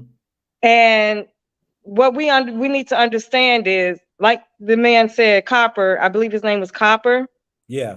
He was saying that, you know, we don't have value ourselves. We have to put on a slave master's name brand to make ourselves feel good about how we look and in front of other people. But if we start from within first, we get that relationship going with Father Yah, and then we can have a good relationship with those that are among us. But we haven't even gotten ourselves together first. We haven't. We haven't. We are definitely brainwashed and enslaved and have these mental chains on our brains, on our mindsets. Our mindset has to be free. But whether we know it and understand it or like it or not, Father Yah is getting ready to remove us up out of here anyway. Mm-hmm. America's finna fall to her knees. And like you said, damn Erica about to fall. And we're actually literally in the war right now. We don't even know it. We're in the war right now. We don't even know what's going on because we're so busy, like you said, with these cameras and with, you know, smoking and drinking and trying to. Reason why you're doing that is because you're trying to escape now. That's why you're falling into drugs and alcohol and promiscuity and all of these other things that you're finding. You're looking for something to escape now, but you don't understand that God said to be sober-minded. Mm-hmm. That's the only way you're going to escape. Mm-hmm. That's the only way you're going to escape the horrors of damn Erica. I've been following you. I've been following you, and I'm like, come on now, people, wake up. I'm trying to get my people to wake up. So it's hurting my heart to see and walk around and see that my people are still asleep. But he said he's not going to leave not one of us behind, not one. So get ready, people. You're going to be crying. Yes, you are going to be crying all about this nonsense that we are living in. This is chaos. Even though the government can't even get themselves together because they already know what's coming. As a matter of fact, they already know what's here. They know God, our Father is finna crack that sky and remove his people. So get ready. Whether you want to go or not, you're going. And then you know what he's going to do? Those who can't get it together when we get to our promised land or get to the wilderness, because that's where we're going first. Those who can't go or don't want to get themselves together and do right and do what's righteous, you're going to be gone anyway too. So please know, people, that you're leaving America because they finna fall. You're going to see everything crack up and he going to snatch you. But well, when let me just put in here. Yeah, let me just put in there too. But I want everybody, because at the beginning of the video, I had shared that. Please go check out BRICS, BRICS. All right, absolutely. because that means Brazil, Russia, India, China, and South Africa. South Africa, okay. And soon to be Saudi Arabia. Mm-hmm. They're trying to build an alliance together to create their own digital currency and to remove the US dollar from being used and as the means of selling oil or any other commodities, which will have a tremendous effect, according to the economists, on the wealth of America. And so people need to be aware of what's happening so that then you can prepare, whether financially, whether it's your job wise, whatever. You know, you can't just sit back and just continue to be in this place of contentment when life evolves. Life continually it changes. And so I want people to just go check out BRICS internet on YouTube. They give a great explanation of this group. If you heard of G7 or G20, if you've heard of NATO and all that right there, this is just another unified body that is trying to willfully, they're willfully with the intentions of trying to get America out of the way. And now they have the power to be the dominant force on the globe. These countries are tired of America. Absolutely. Tired of America. Absolutely. And so definitely got to be on point. But I thank you, LaShawna, for your words of wisdom, and your kindness and your love. Appreciate you. Yes. Let's move the mic over to Life with Rose D. Hold 1 second. Hold 1 second. Hold 1 second. All right, let me bring you back. Okay. How are you, Go Black? We appreciate everything you do. Thank you. Thank you. Yeah, I am a Liberian. I'm from West Africa. Okay. And I actually came here when I was 12 years old. To be honest, I cried the whole time I came here because I was so young. I was so young when I came to this country. And before I came here, there was a civil war in 1990. Yeah. And man, that was the worst. That was the worst experience ever that I had to experience as a child. But when my parents had an opportunity to come to America, I didn't want it to come. I wanted to stay in my country, you know. But with that being said, I just want to say, for everybody that's trying to go back to Africa, since I've been here probably about 20 years now, I have not went back. I'm 33 years old. I have not went back, but I have family and my loved one who have been back home. And I just want to say to everybody, because as an African person, Africa is not what we may think it is, you know. Because I hear people talk about freedom, people talking about a lot of stuff. And we gotta have, like, for me, when I think about going back to Africa, I have this mindset set at, if I go back to Africa, I don't care if that's where I'm gonna die. That's my mindset. Because I don't want to have that mindset of going back to Africa, and then I'm like, I want to go back to America because things are not hard. Things are so hard here. So I want to go back to America. I don't want to have that mindset.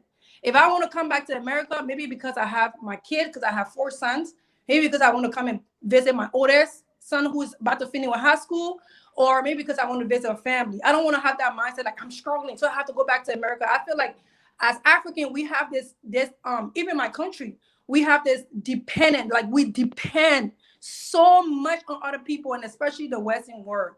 We have that.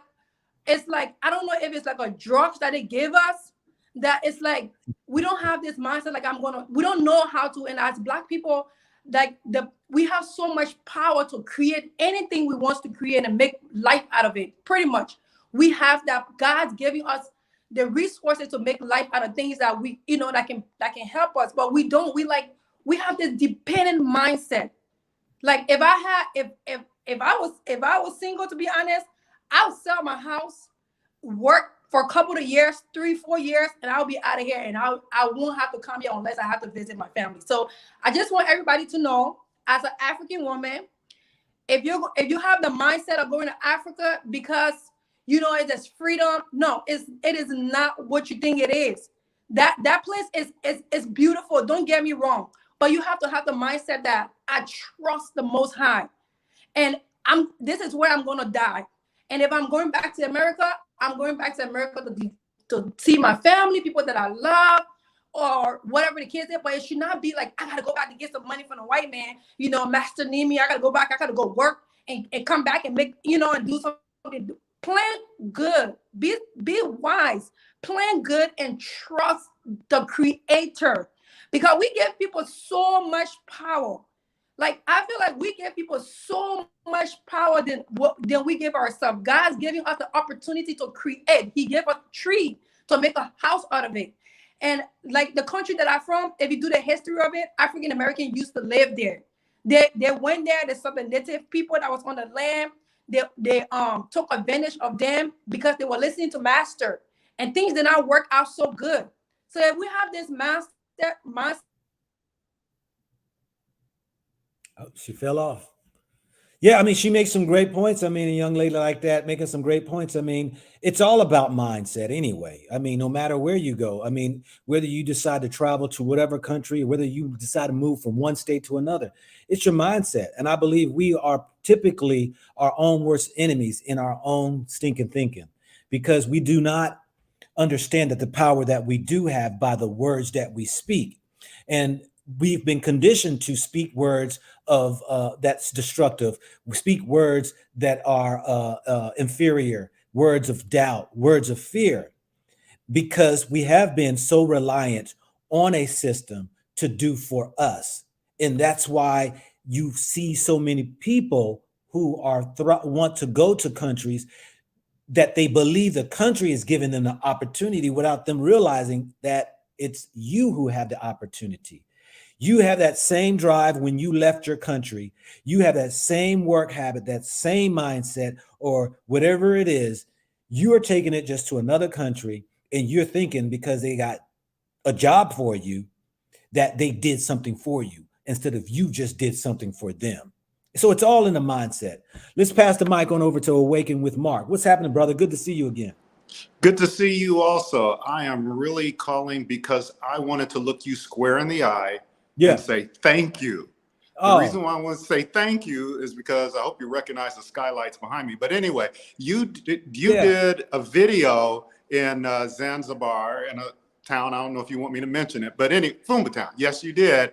You talked about properties, and we watched your video, my family and I. We were in Los Angeles at the time, and you were so excited. You interviewed some people at the soiree where they were hosting individuals about the properties. We purchased property. We listened to you. Okay. We executed. We implemented. And I hope I'm enunciating correctly because it's IES on the end of that property. Multiple ones. Oh my gosh, unbelievable. You're so, I needed to say thank you. That's what I wanted to do because I think gratitude is so important to be able to give people their flowers while they're alive, as my 96-year-old mother would say. Thank you for the videos you've done. The things you were saying and some of the callers just a few minutes ago, it is about mindset.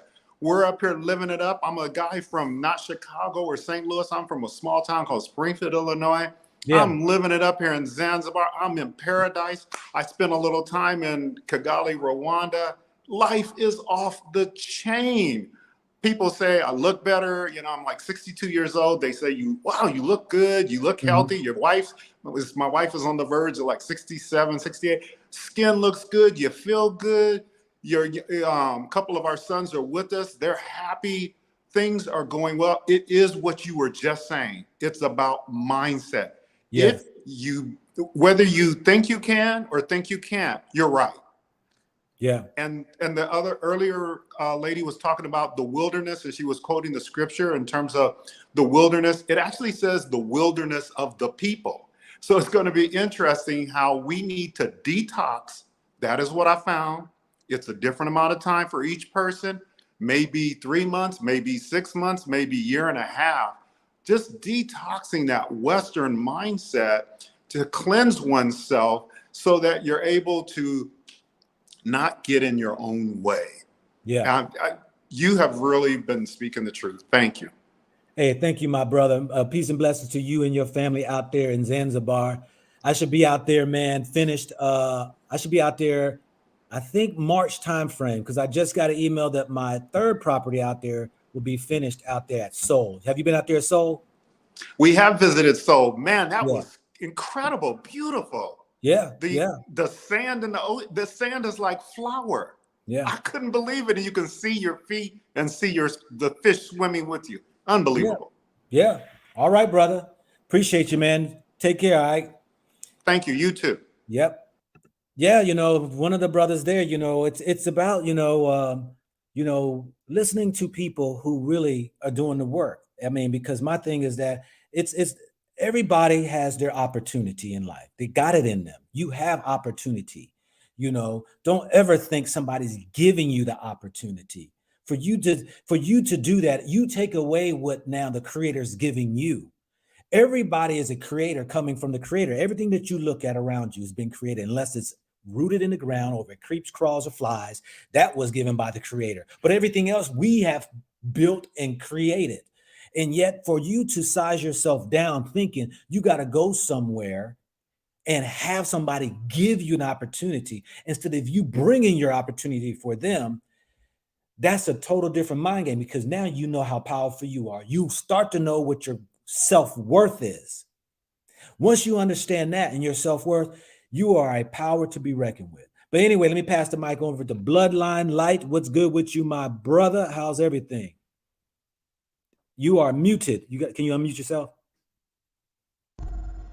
There you go. Can you hear me now? I can hear you now. How's it, brother? Awesome. Great. Awesome. Okay. I just wanna touch down on two things. One thing, if you are gonna move to Africa, as much as if you've What got your country you own what country you mindset. from? What country you from? I'm in South Africa.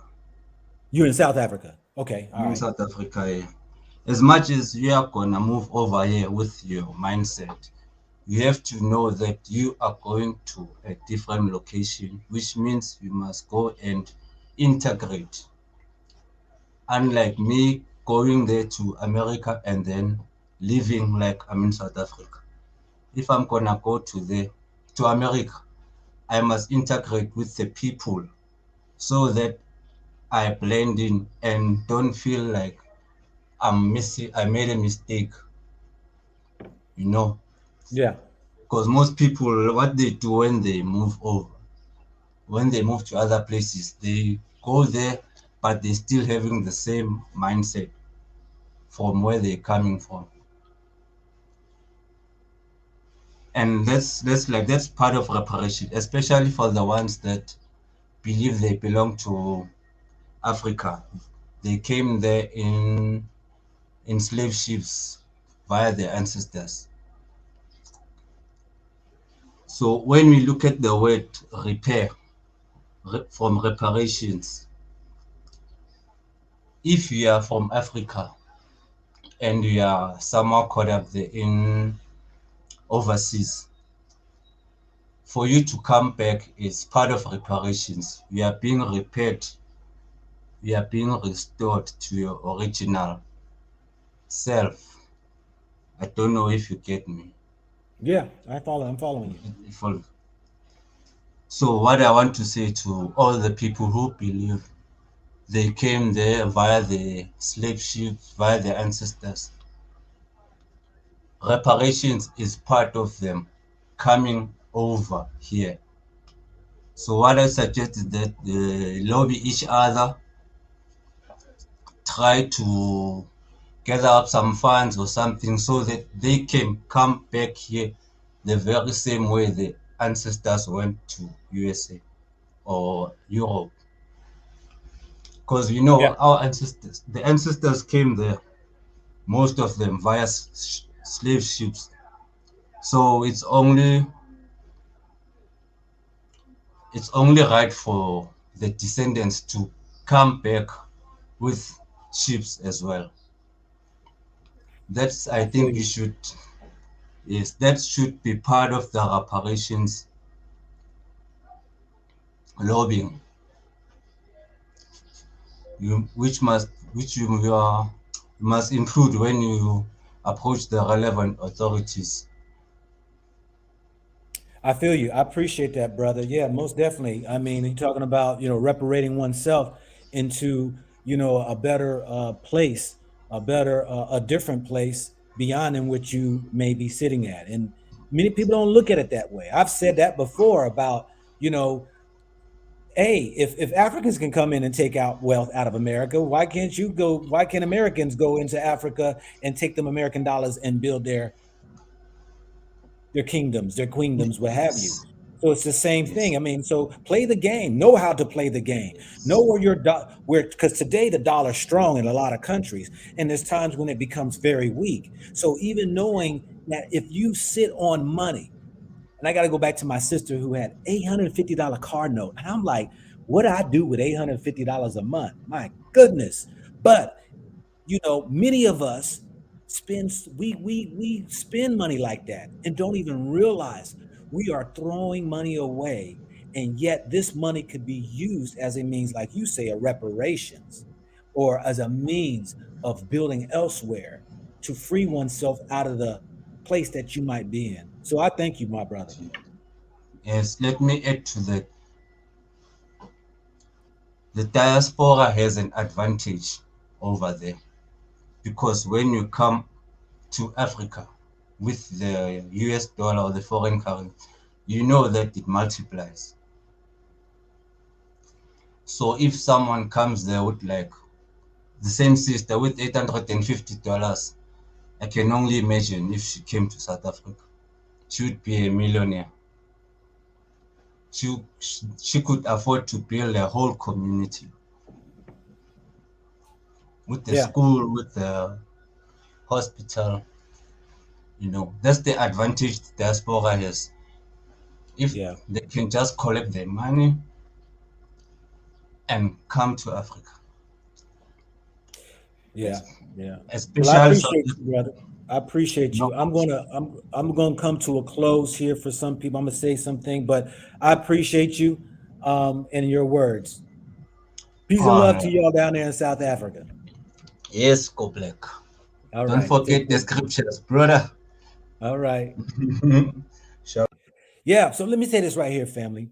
You know, I know that we have done an injustice to our own family members by ravaging through, our hard-earned money.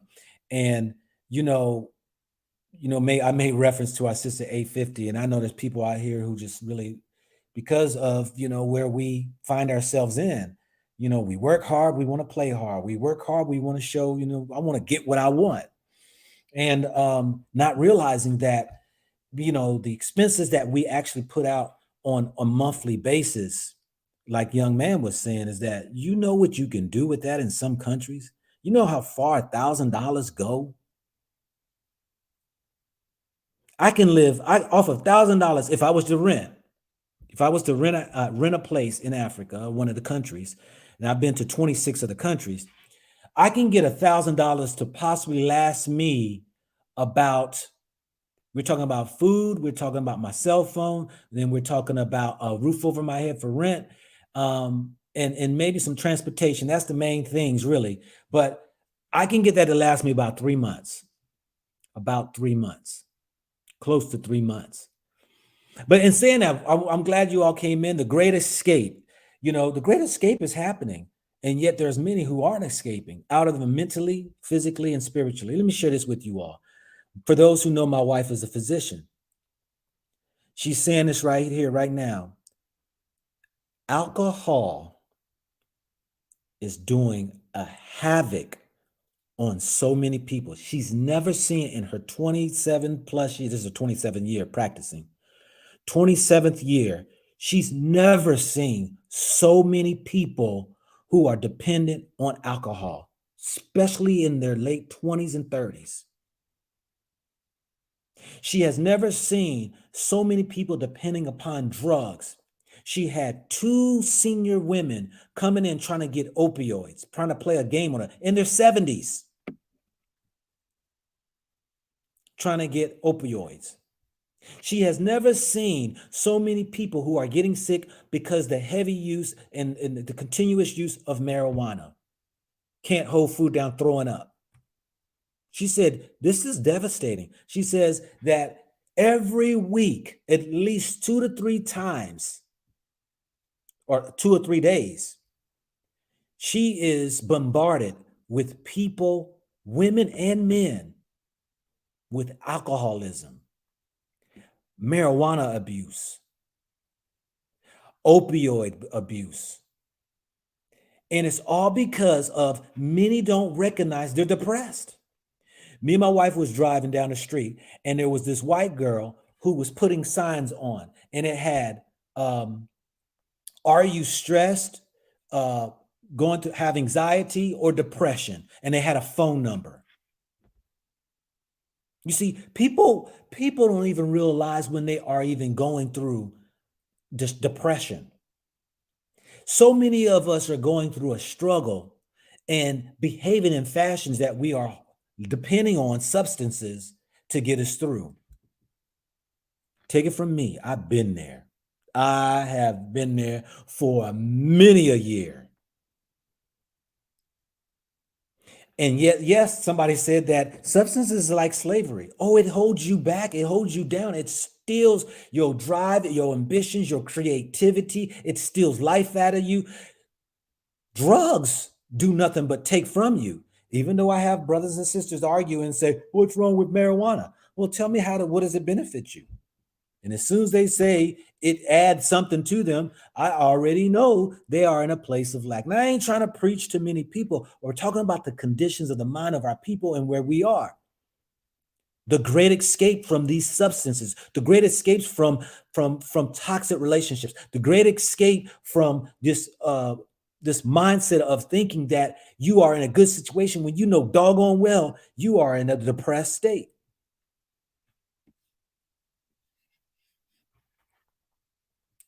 So my thing, family, is that we have to go back to the beginning, before there was let there be light.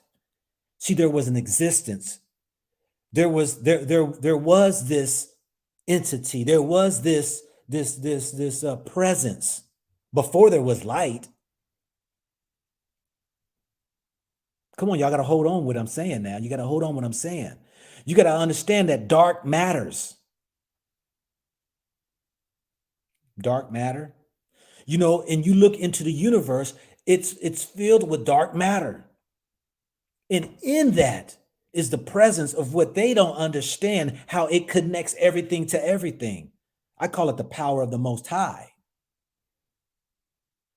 But we got to go back to the black, go black to Africa. We got to go black to the origin, go back to the womb.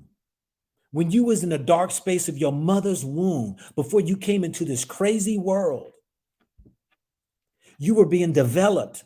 You were being slowly created until you came into a corrupt society that pressed itself upon you to believe that you something that you ain't. You behave, think, operate, all of what the world and pushed into you by books, movies, music, and everything else, from family structure to culture, pressing upon you, actually making you more stupid than wiser. So we have to go black, because that in the beginning, before it was light, what was?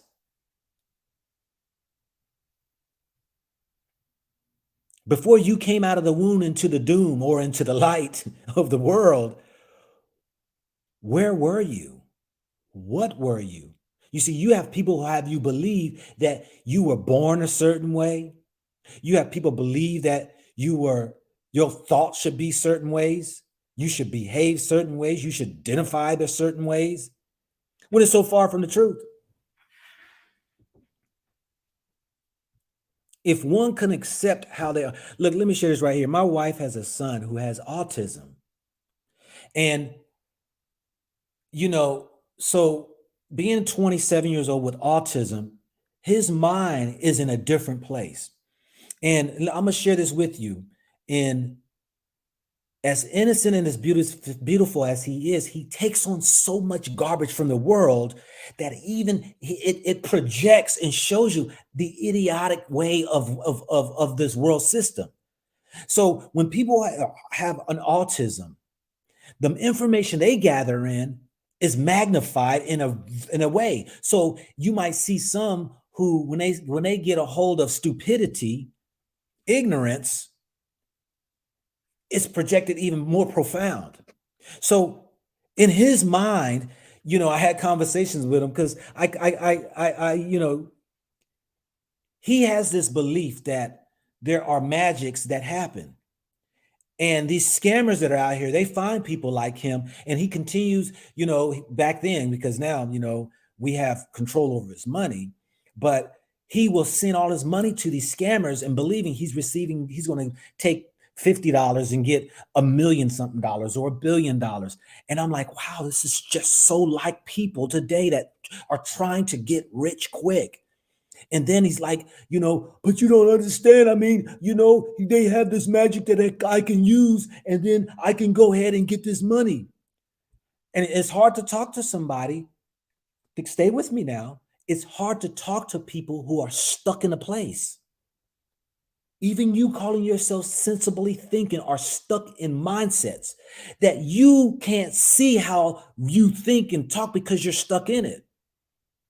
It's like a person who you're trying to show with them that, man, you need help. And they like, no, I don't. You have people who medicating themselves with drugs and alcohol and all these other things, and they don't believe they don't need help. It's a sick mind that is trying to prescribe or trying to diagnose their own self that they're healthy. And this is where we are when you're in systems that are in place that your mama, daddy, sister, brother, the school, education systems, your sororities, your fraternities, your organizations have told you how life and things should be, and you stuck in it and you don't even realize you're not even free. And it's layers and layers and layers you have to unravel. And believe me, I got layers that I'm unraveling.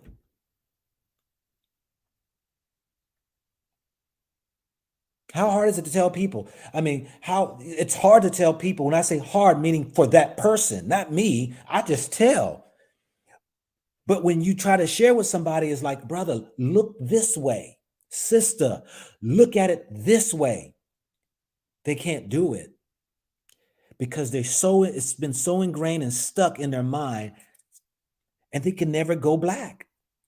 They can never go black. They can never go back to the beginning. They can never go back to the beginning. So many people are filled with a lot of past pains that has created a characteristic in them to behave and think certain ways. You were violated as a child. You were overtaken by some family member or some stranger, or you were, manipulated or indoctrinated by systems and governments and all this stuff. And then when it's like, yo, over here, here's freedom. No, it ain't. You crazy. Yo, if you do it this way, if you do it kind of like this way, you will be able to gain here. No. No place is heaven on earth. Not even Africa. You think Africa is really like the saving grace? No. But what you can use from Africa. And the reason why I say Africa, because it's 1.45 billion of us, that the continuous mindset of seeing Europeans all the time is not in the way now. So now you can see things. Hold on a second. Let me show you something.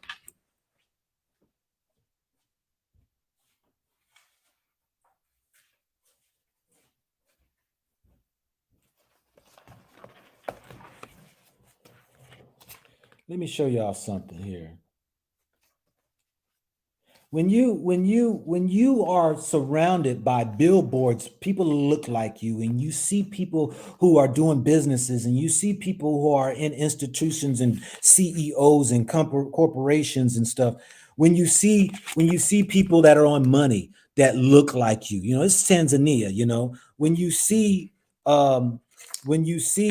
Kenya, and you see the people who might look like you, when you see Sierra Leone, people who look like you. But then, interesting enough, you get to even get in some African countries when they don't look like you. This is Mauritius. But this is what most of the people are looking like over there. It's still an African country, though.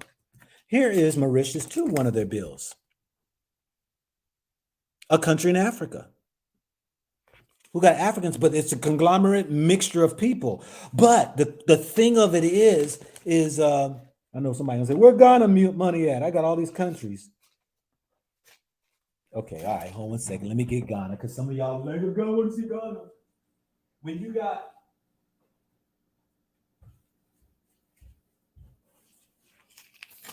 When you got Ghana, when you got people who look like you, and your mind begins to unravel of all the crap that has been layered for you to think that you will always be second class, that you can't achieve. People were all happy when Obama became president. And, I don't vote. I ain't never voted for that man or any other president. But I keep telling people, Obama wasn't black. His mother, who was European, poured her ideologies, her mindsets into him. He had no connection with his daddy. But when you remove yourself from systems and people who have the control to have over your minds, who have you believing that Your gender can be switched. Your children can be a boy if she's a girl, and a girl could be a boy. When you see these mindsets begin to change and transform societies, it's not you making the decision. It's those who are in these places that are making these decisions. So then you have to ask yourself, am I really living my life the way I want to? Or have I bought into a system of thinking that I believe that I'm living in a life of freedom and liberty, but I'm not? The influence of societies can be so damaging and so mind-boggling that have the wool over your eyes that one day when you get old, you're going to realize you lived the life for others in what they thought life should be for you. And you never got to live. Because these lies that are told. When I stopped work at the age of 47, my mama, daddy said, "What do you mean you're retiring? You got to be retired at 65. It's been ingrained in their head. What are you talking about? You too young to retire. Who told you I'm too young to retire? Well, because retirement is at 65. Listen to you, what you saying, mom and dad. Listen. Wake the hell up. They told you that and you follow that, but your son found a way to do it at 47. Oh, well, I mean, yeah, if you're able to take care of yourself and yeah, I mean, I never thought about it like that. I worked all my life and I never thought about I could get myself in financial order and I didn't have to work no more. But this is where they got many of us.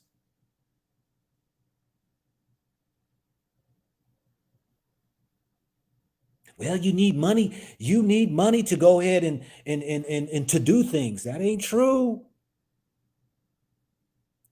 If you work with homeless people, I'm gonna tell y'all right now, I'm gonna challenge some of y'all to volunteer at homeless shelters. You're gonna learn so much about how to live without money.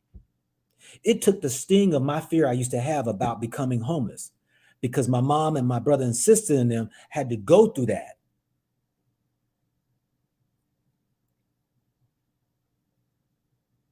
You can live with little to nothing if you're wanting to live off the earth. People do it every day. There are people who don't live with no money. But the creativity in you, and I'm coming to a close because I got to do a consultation. We have to understand that people are willing to pay you. Like I said, I'm doing a consultation. People are willing to pay you for what you have within you. Ain't that how you go to work? I travel to Africa. Now people are paying me to tap into my mindset and how can they do what I did in Africa. You just saw the brother right here just 10 minutes ago who's over there in Zanzibar say he heard me and learned some things, and him and his wife went over there and they bought properties and they're loving it over there. In you is creativity that somebody's willing to buy. I don't care if you're an artist. I don't care if you have a trade of cutting hair or if you have skills of building something, whatever. We all have it. And somebody will pay you for it. The sad part about it is that majority of y'all think that they're giving you the opportunity instead of you giving your opportunity to them. And once you flip that mindset, you become powerful and then you know what you're worth. Listen to this right here, and I'll go in closing after this. Last year, I decided to do consultations because people were asking me, but I didn't want to do it really. I did consultations. I really didn't want to do it because to me, it's like, it's just more time off my hands. Listen to this. My consultations, I was charging $400 for 1 hour. Do you know in that first month, I made $7,000. People were calling me. After that second month, I lowered my price to $195 an hour because I thought, listen to this. You know, there's a lot of people out here. I know they don't have $400, and I want to help them. I want to help the people, you know, because that, you know, that leaves them a little bit more money to be able to do what they want to, might go visit, fly over, and all that right there. Do you know my consultations plummeted?